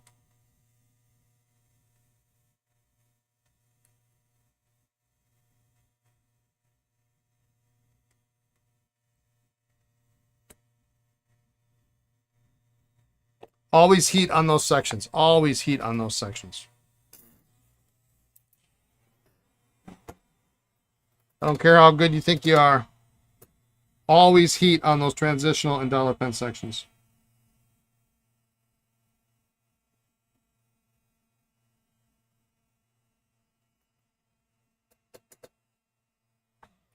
All the good stuff came from Cindy or Sam. Yeah. I wish we could hear from Sam, but sadly, I think those days are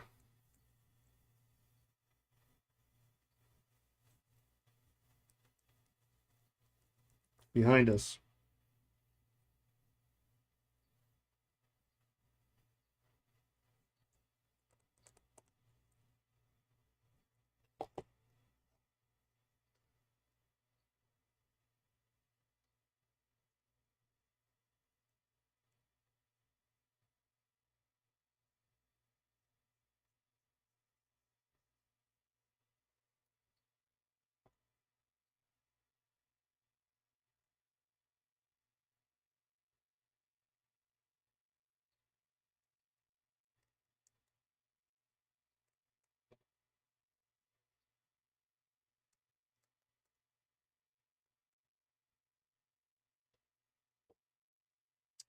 I need a nip. I need 2 nips, 3 nips.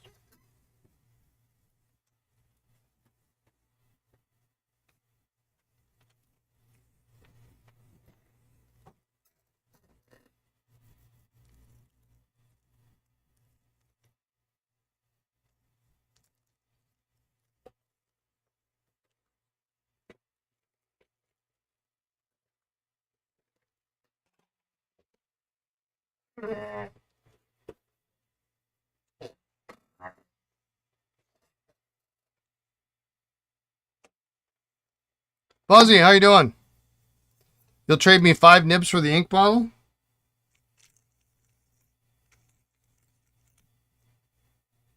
Well, so here's the problem. I have 1 bottle with the cap, with the stopper,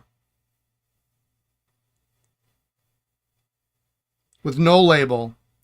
And then I have a bottle without a cap, but with a stopper. I'm sorry, with the label.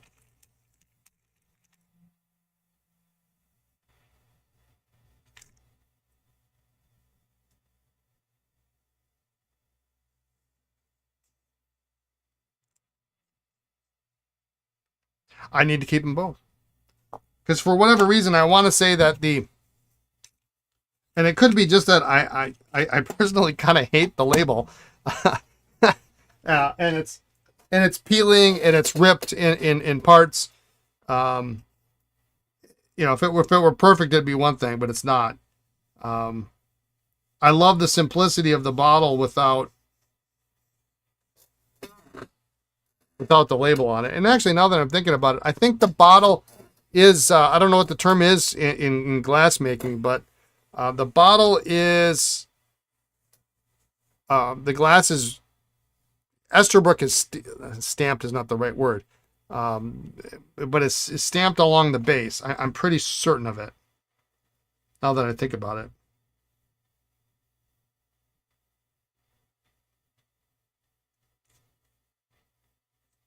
Well, now I gotta look.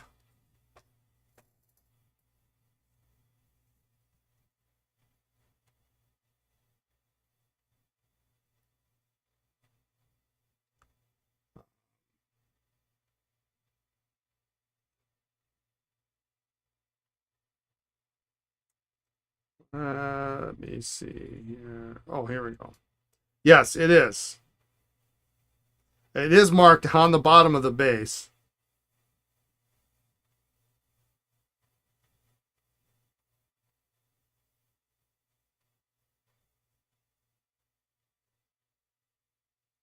And the label is green lettering on black.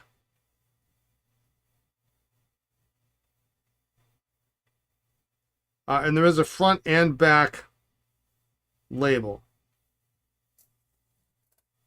But yeah, it is marked.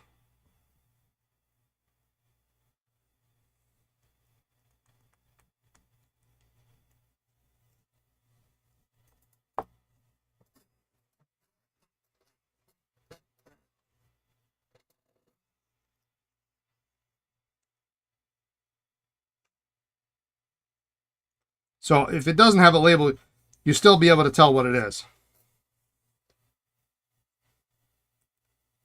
Thankfully, they only made one that I'm aware of in that style. They didn't make, you know, I don't have to collect every color. They only made it in India black was the color. So literally you need one for a complete collection.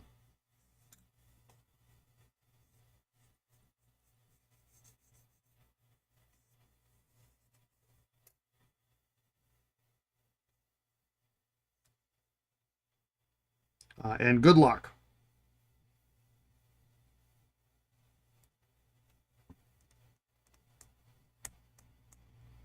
It doesn't appear that they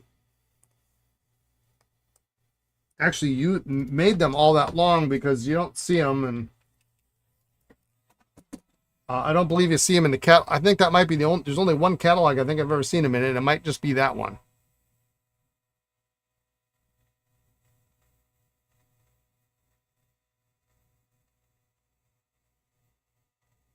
Now it depends. Now, are the 5 nibs for the ink bottle? Do the nibs have pens on them, or is it just the nib?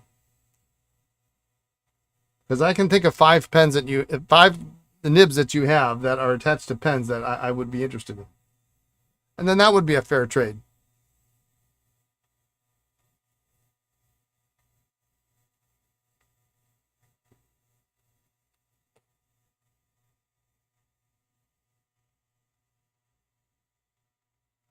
Well, that doesn't want to go in.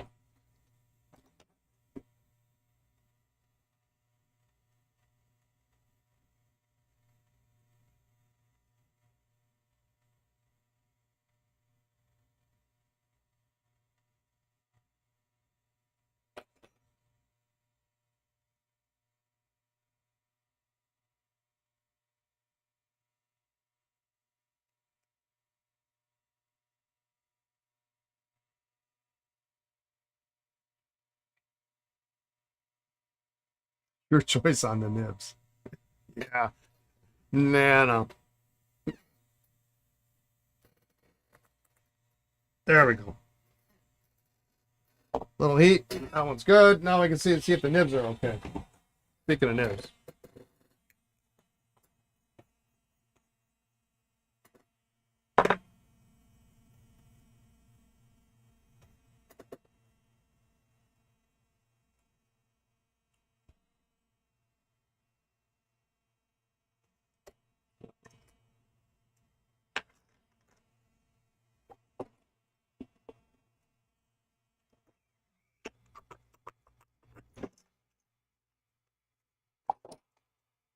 All right. So today's discussion has started with ads and moved on to inkwells, and I am not remotely interested in like Victorian inkwells or any of that stuff.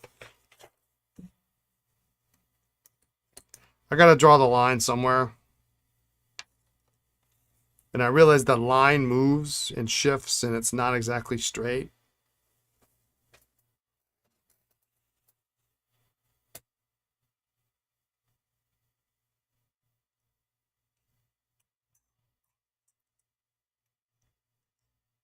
But pens are small, desk sets and inkwells are not.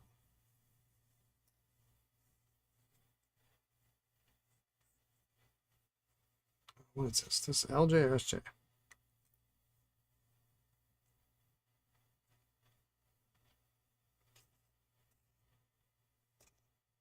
See, even I have problems with this. It's a SJ. After you're new to me, Montegrappa inkwell, that should satisfy you for a while. Yeah.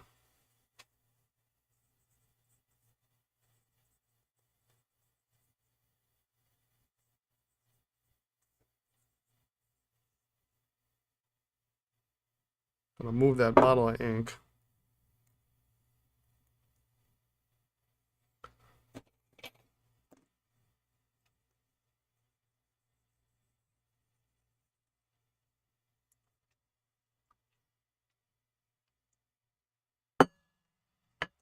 I do appreciate a nice crystal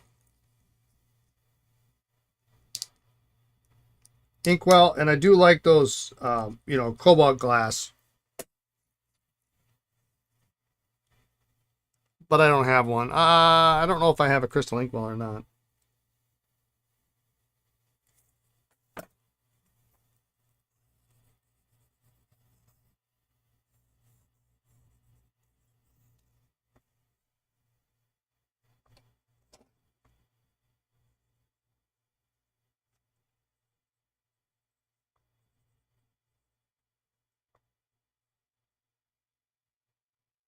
What I need is a Victorian pencil to draw that line. This is my line.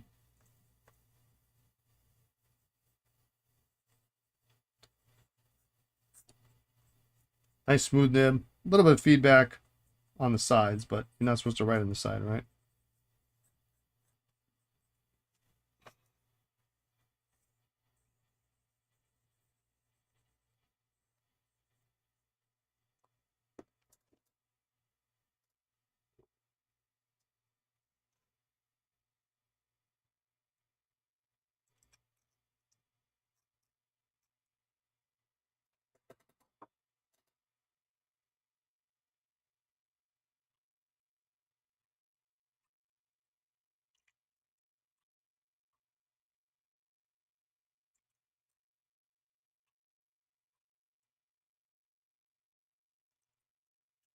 I need a stylograph to draw the line,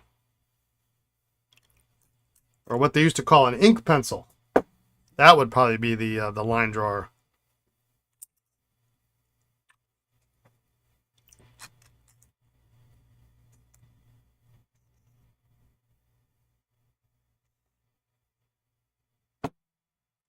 All right.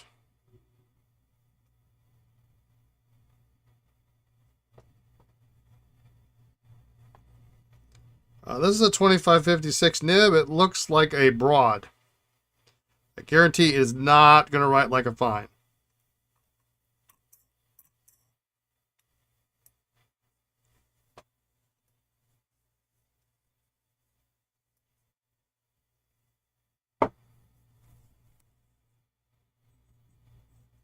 No, not too bad, huh?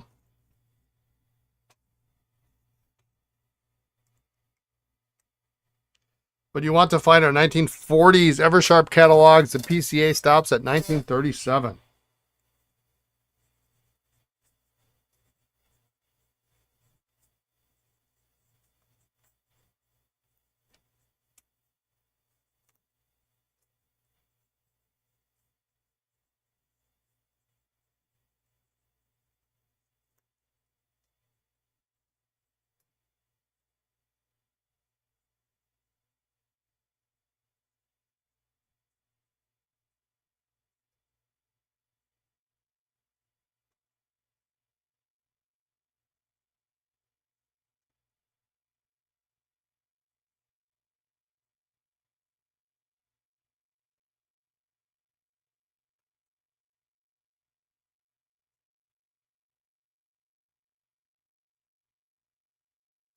Nice nib.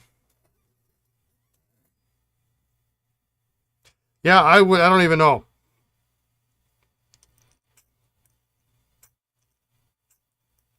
Check with Sid. Sid will have them. Or maybe he doesn't. I don't know.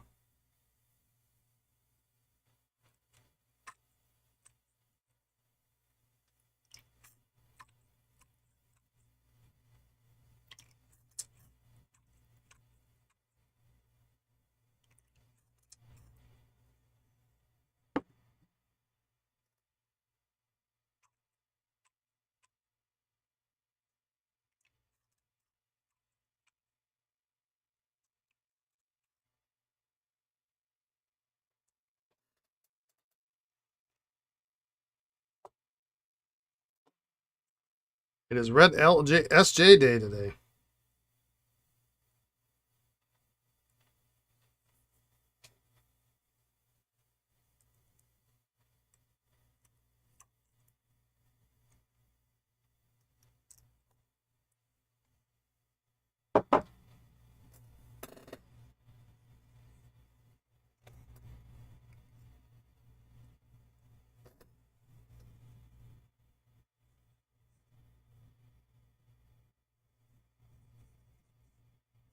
Now that's a fine nib.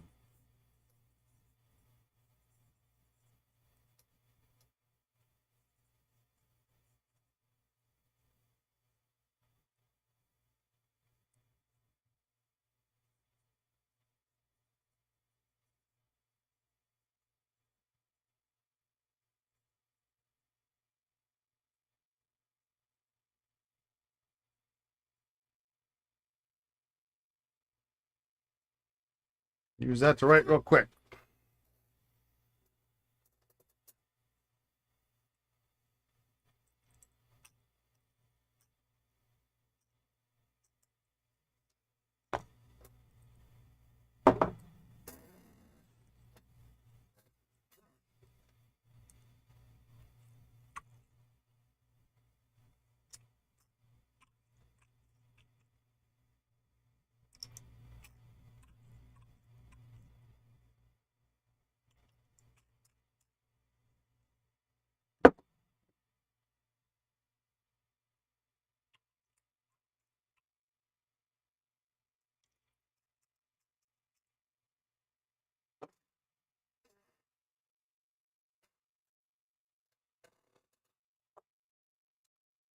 Full J, copper, always a nice choice.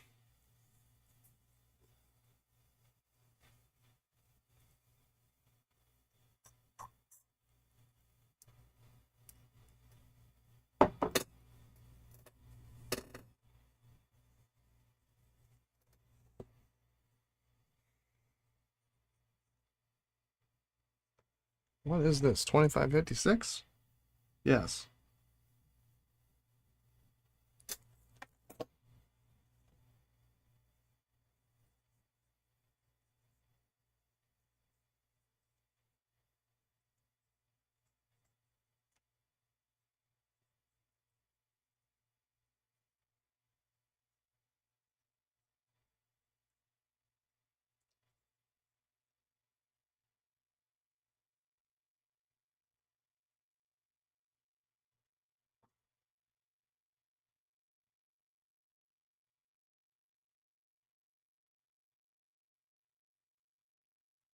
Nice looking pen. Not much to say about it.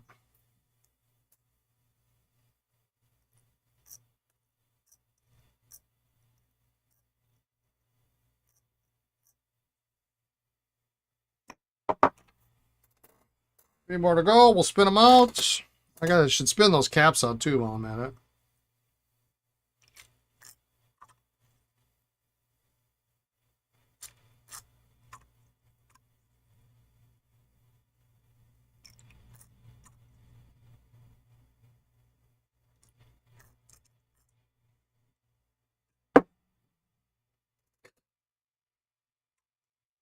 When I was in Baltimore and we went to the Ishimura Valley pencil talk, I took my notes with Victorian pencil.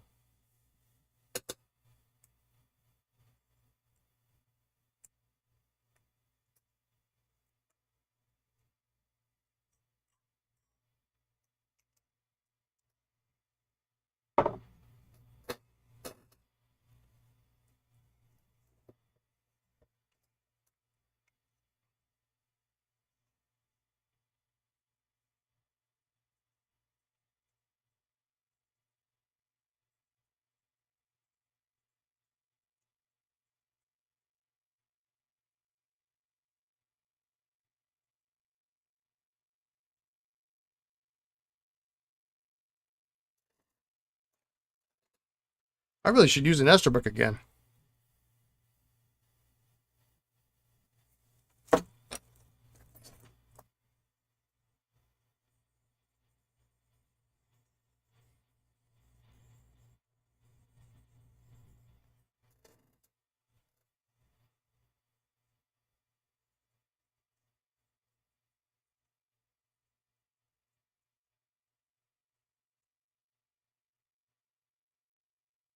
Very nice.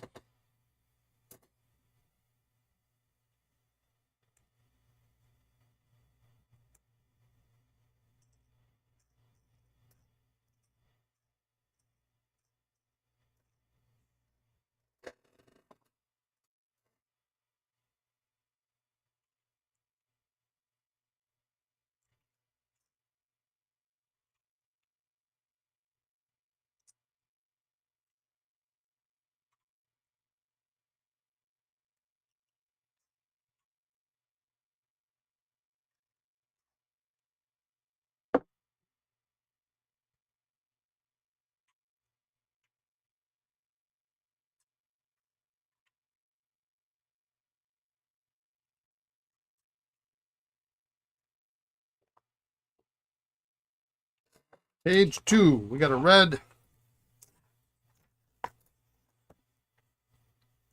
J with the 1554 nib. And this nib I'm a little bit suspect on.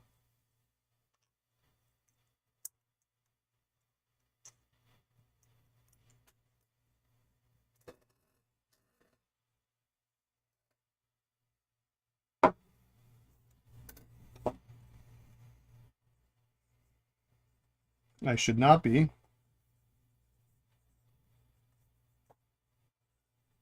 Because it writes great. Whoops.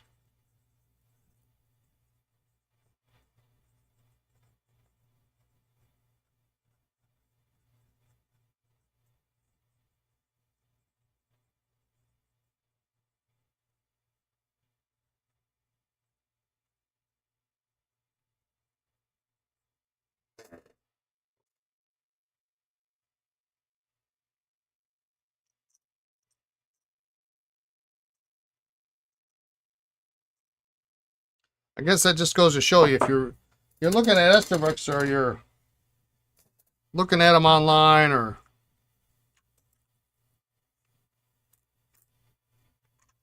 don't bypass them just because it's got a 1554 or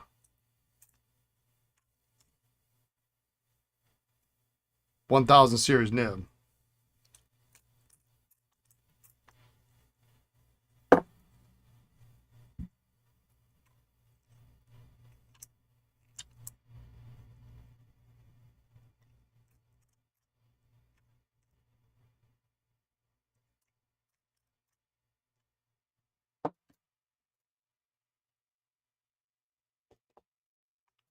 Last one.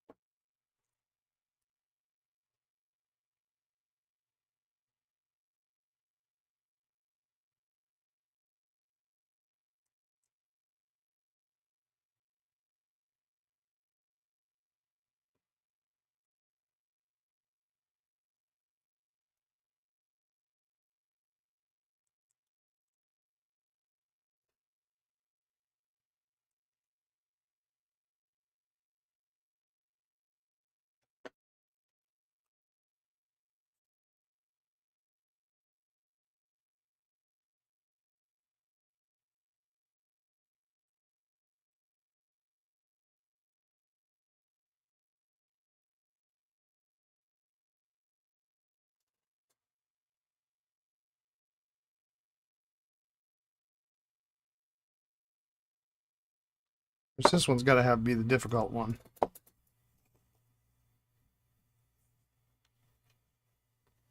It's just off enough to be annoying.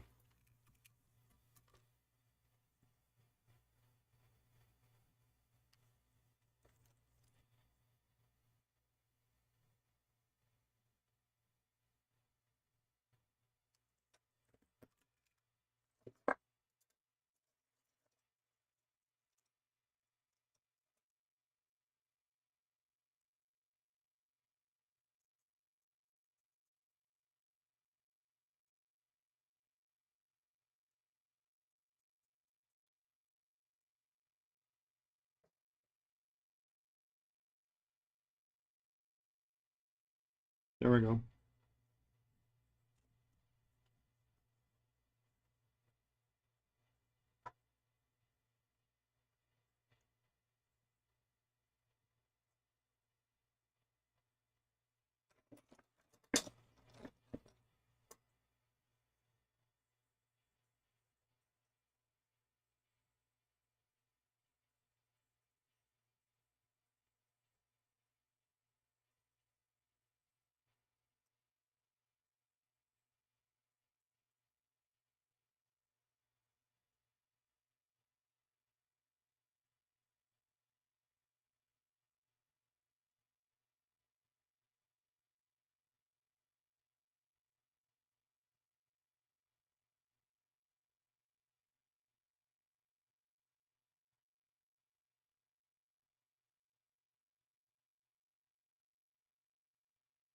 Very sensitive to how you hold it.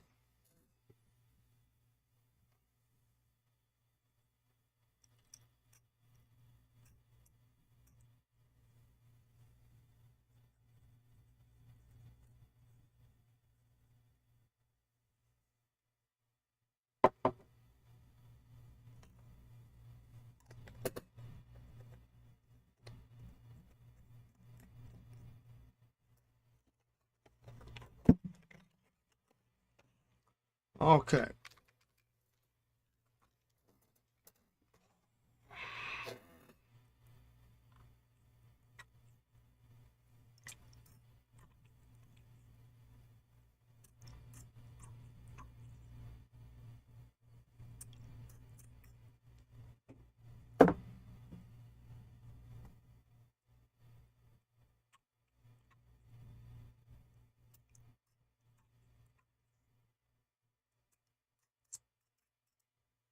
All right.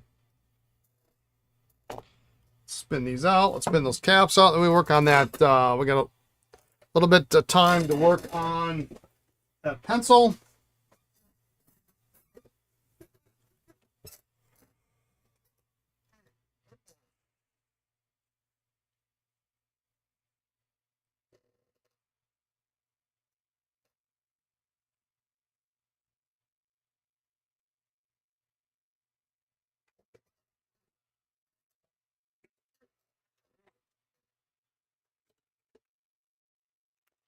Yeah.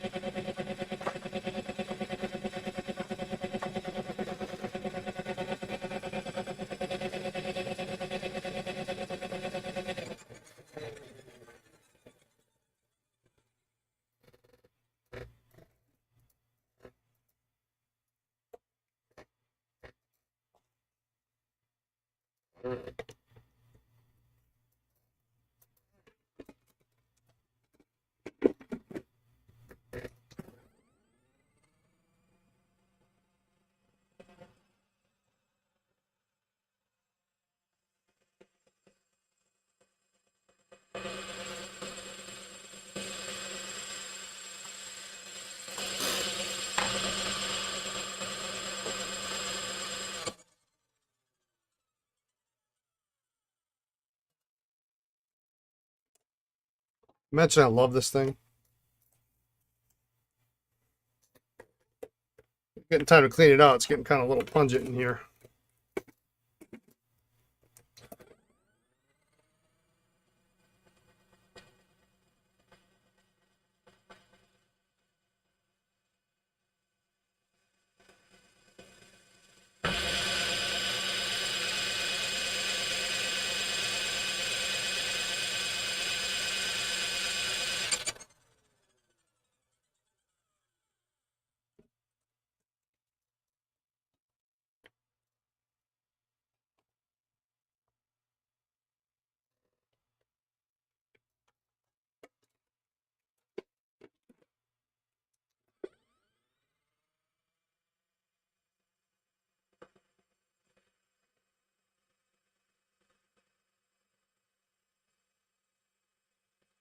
Boy, if I'd have had one of these 3 years ago,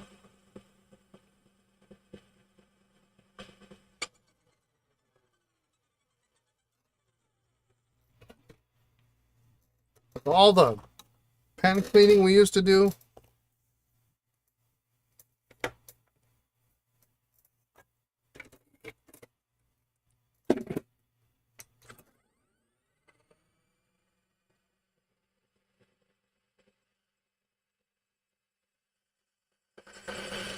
that would have made my life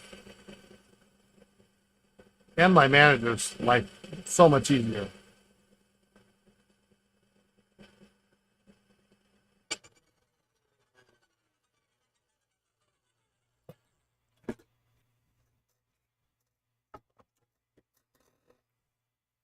I'll have to remember to take this to Pen Club meeting next time.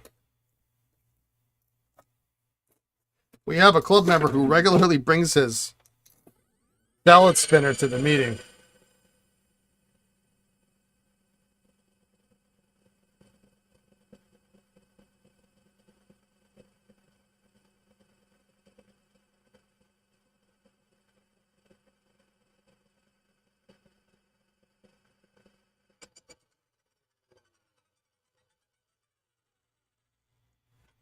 In fact, I think he's made salad spinners now for a couple of the club members.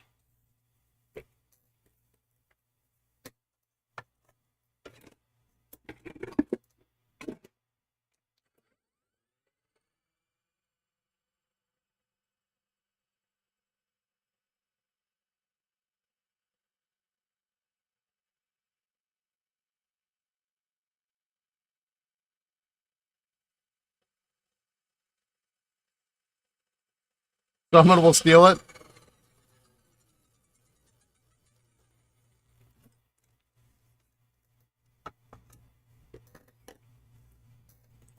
People are usually not interested in whatever it is that I usually bring to Pen Club, so I'm really not too worried about that.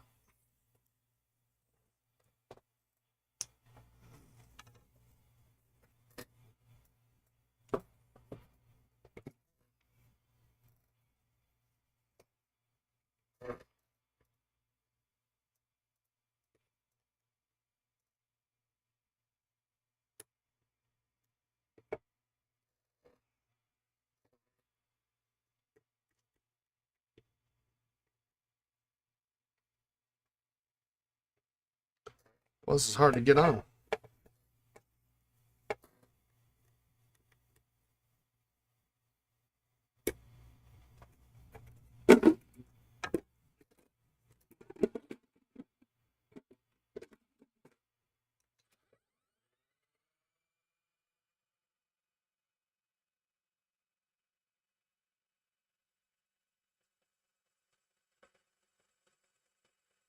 Do you have that in common?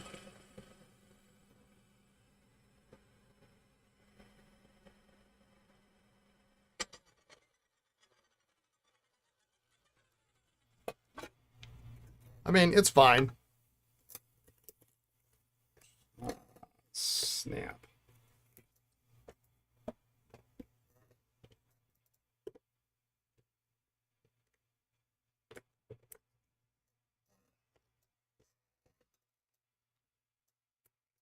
Usually it ends up that, you know, it's more modern focused anyway, and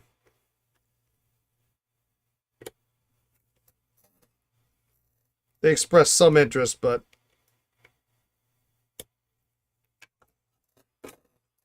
if I brought modern tester pens, they'd probably be all over it.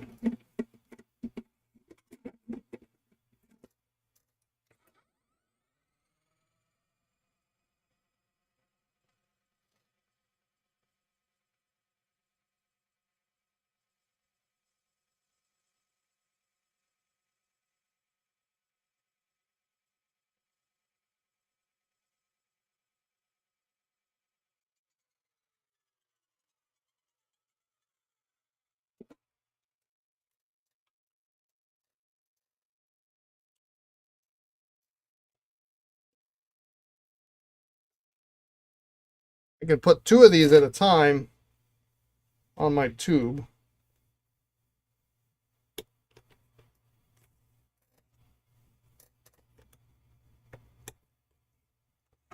That kind of works out.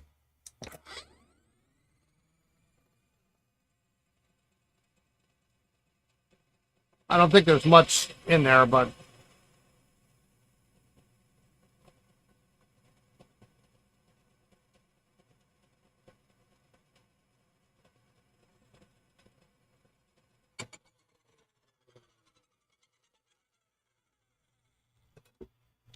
at least if anything else, it will suck it out to out from underneath the inner cap.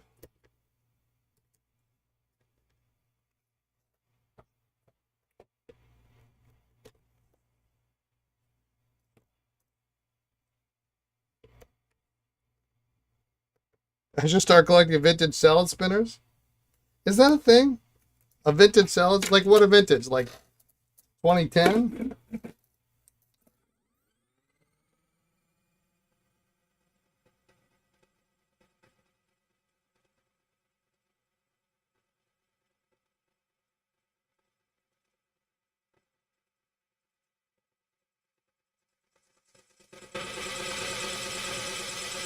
'60s? They made them in the '60s? Really?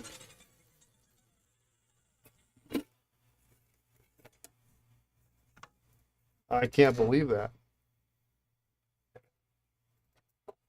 They must weigh a ton. Are they made out of metal? I mean, they have to be, right? In France? All right, I gotta clean that. It's getting kind of. There's some ink in there and it's smelling kind of funky. Pungent, as they say. All right, let's look at this pencil real quick and then I am out of here.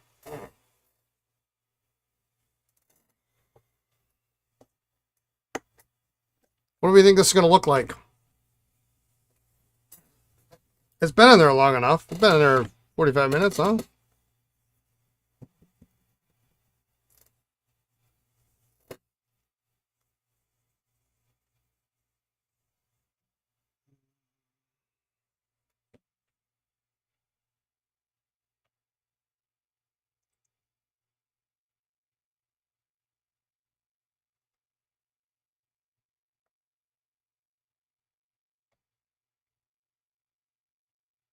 It's nice and slimy. That's how I like it. If it didn't come out slimy, it didn't work right.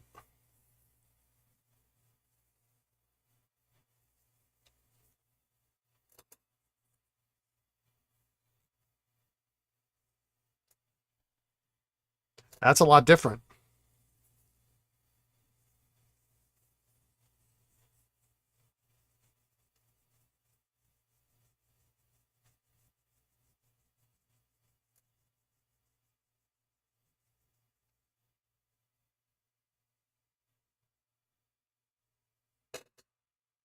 Is that an H? No, this is a P.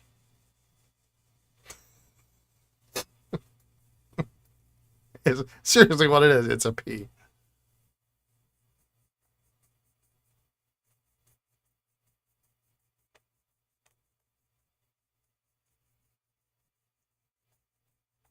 Yeah, they really only made one size pencil. I might have to put this back in again.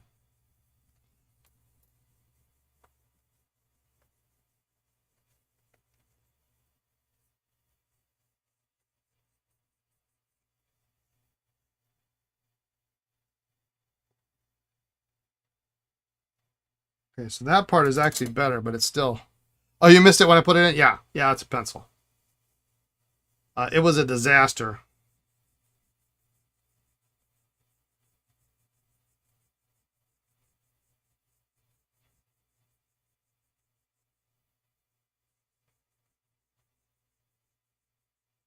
I do find that the Esterbrook hard rubber is different. Yeah, I mean, a good eye, it is smaller. It is different in composition, I think, because it doesn't react as nicely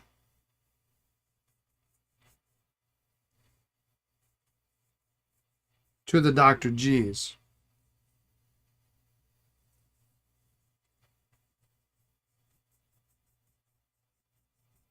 It could be that this one was just really a huge disaster and I need to put it in again.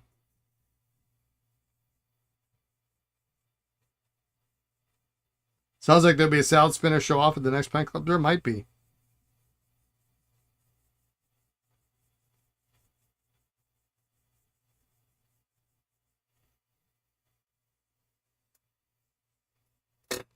I mean, so that was the first round. Put a GPS tag in the spinner.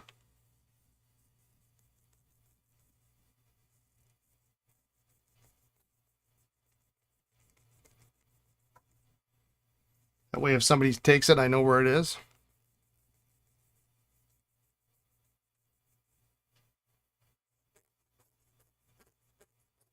I guarantee that takes nerdiness to the next level at my pen club.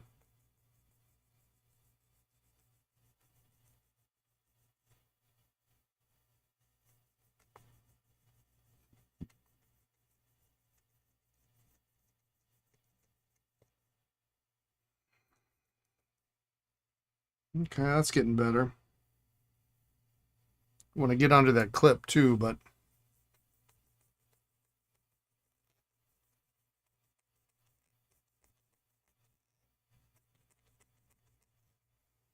hey, this is cotton, I think, but it just doesn't. It's not reacting as nicely, but.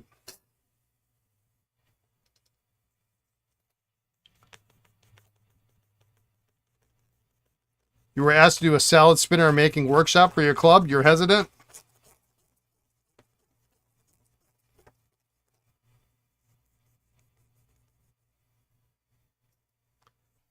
$50 fee.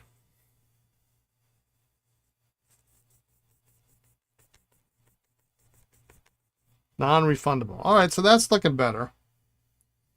I think what I might do is tomorrow I might... Got your attention. Yeah, I mean you can't be buying salad spinners for everybody in your club and then all of a sudden they don't show up, or then what are you going to do?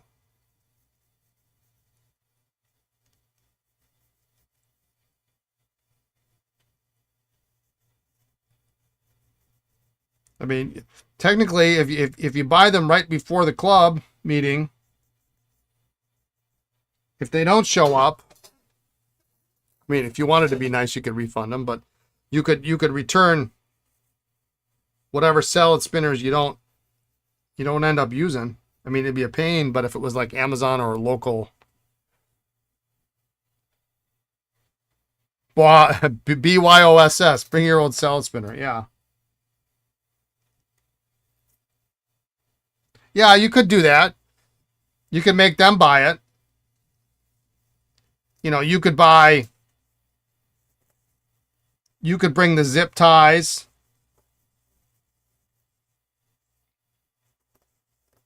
And get some bulb syringes.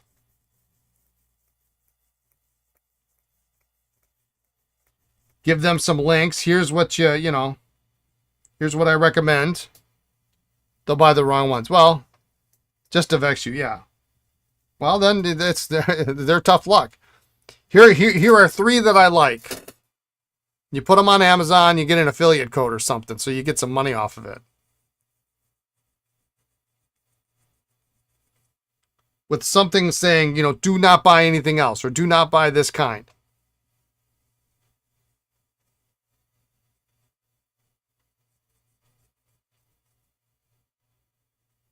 Then maybe you can charge a small fee for cost of the pipettes and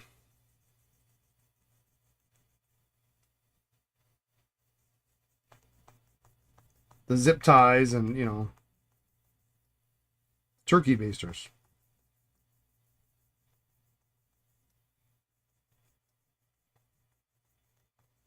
Yeah, you need a large size.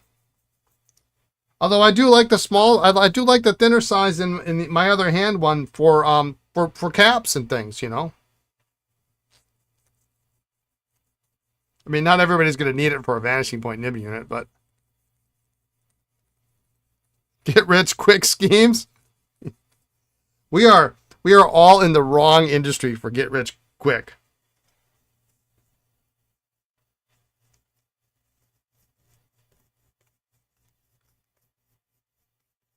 My favorite statement ever, which I think came from... That doesn't look too bad. From Scott Franklin was, how do you make $1 million in the pen industry? You start with 3.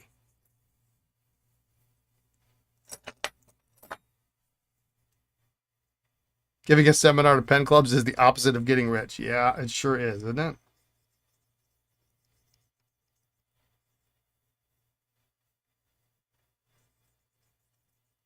I don't know. I really hope someone expresses interest in maybe taking over because it is hard to please everybody. It is impossible.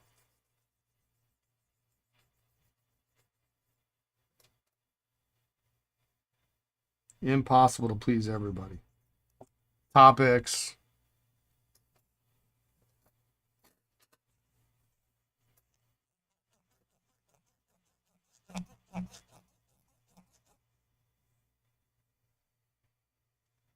You know, it's not perfectly black, but it's a whole lot nicer than it was before. The ink stains are off. I still want to do something about underneath this clip here. And I think the answer there is probably micro mesh sheets, like 8,000 or something under there. I don't think I can get at it with a...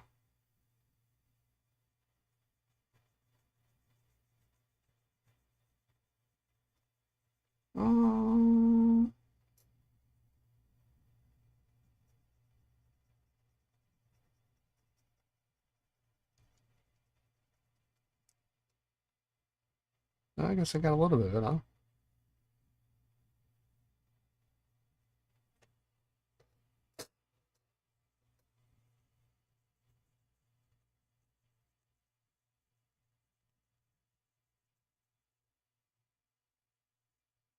I kind of like this level of black. This is really kind of my favorite. I mean, it's nice when you run across a really, really black pen, but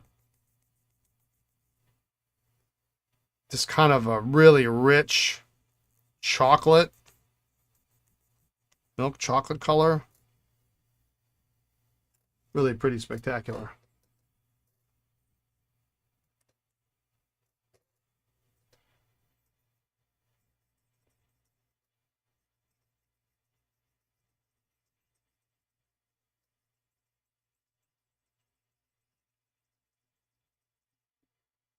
Yeah, we could have salad spinner Olympics.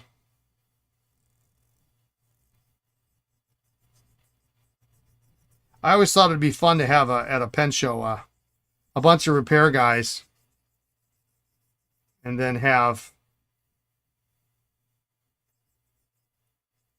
every one of them's got a snorkel and see how fast they can disassemble and reassemble snorkel. That looks all right.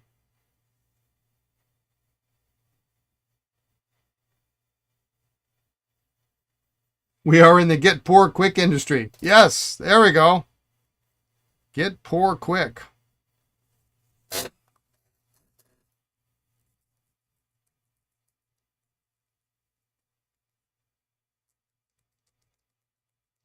I'm the captain of that club.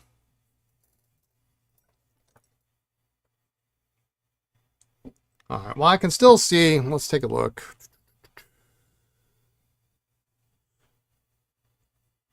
If you ever want to try the snorkel speed competition, you're up for it. You can still see it like right under the clip.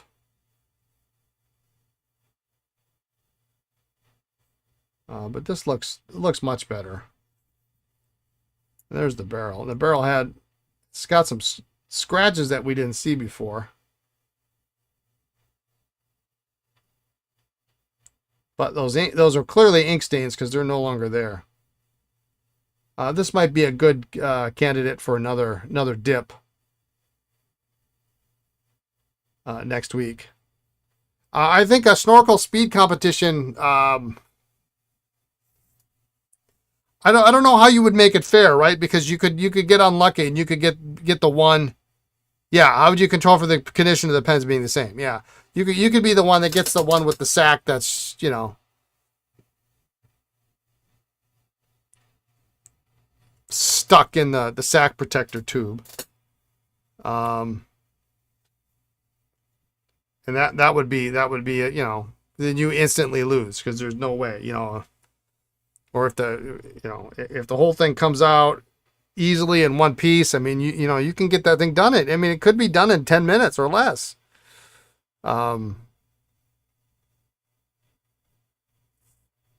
you know, or something's broken off, or I mean, you know, you'd have to start with restored pens. Yeah, that would be restored by the same person. One person would have to restore them all. Who is not taking part in the competition. If we were going to do, I mean, you'd have to have more than two.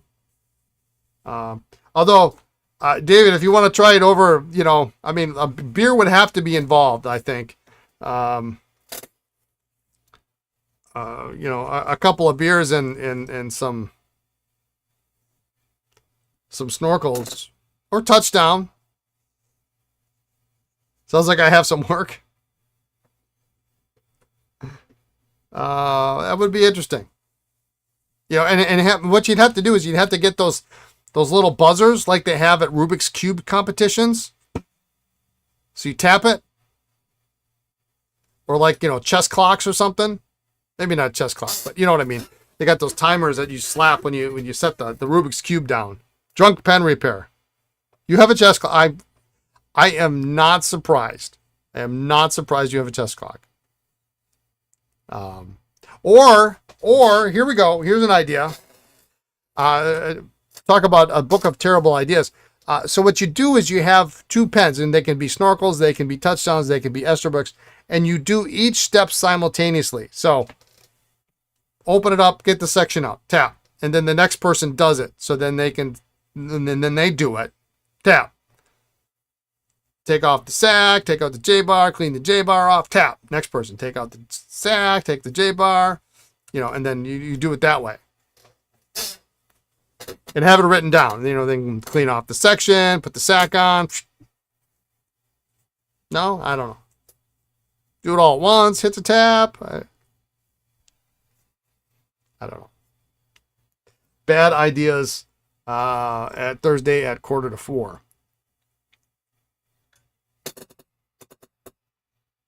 Like Fields tripping guns, but with pens. Did they do it with a clock like that?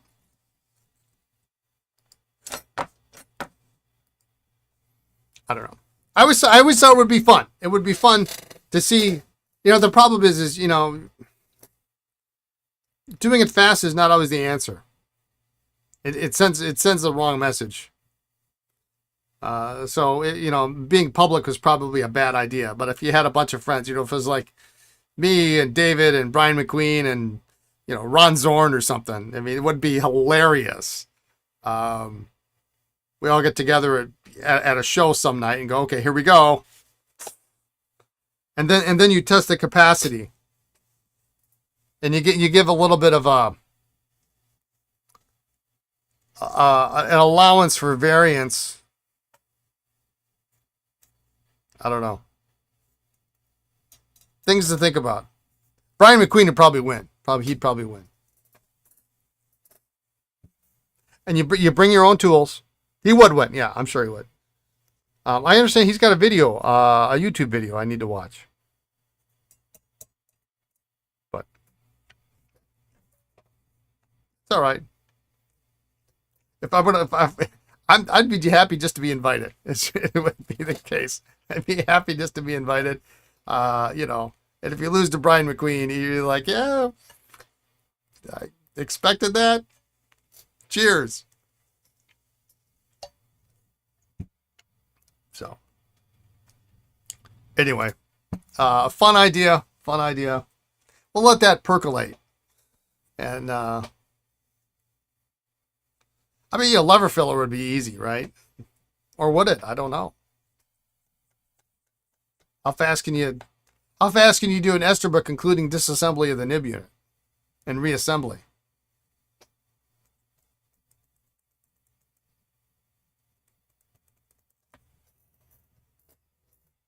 You got to provide your own tools.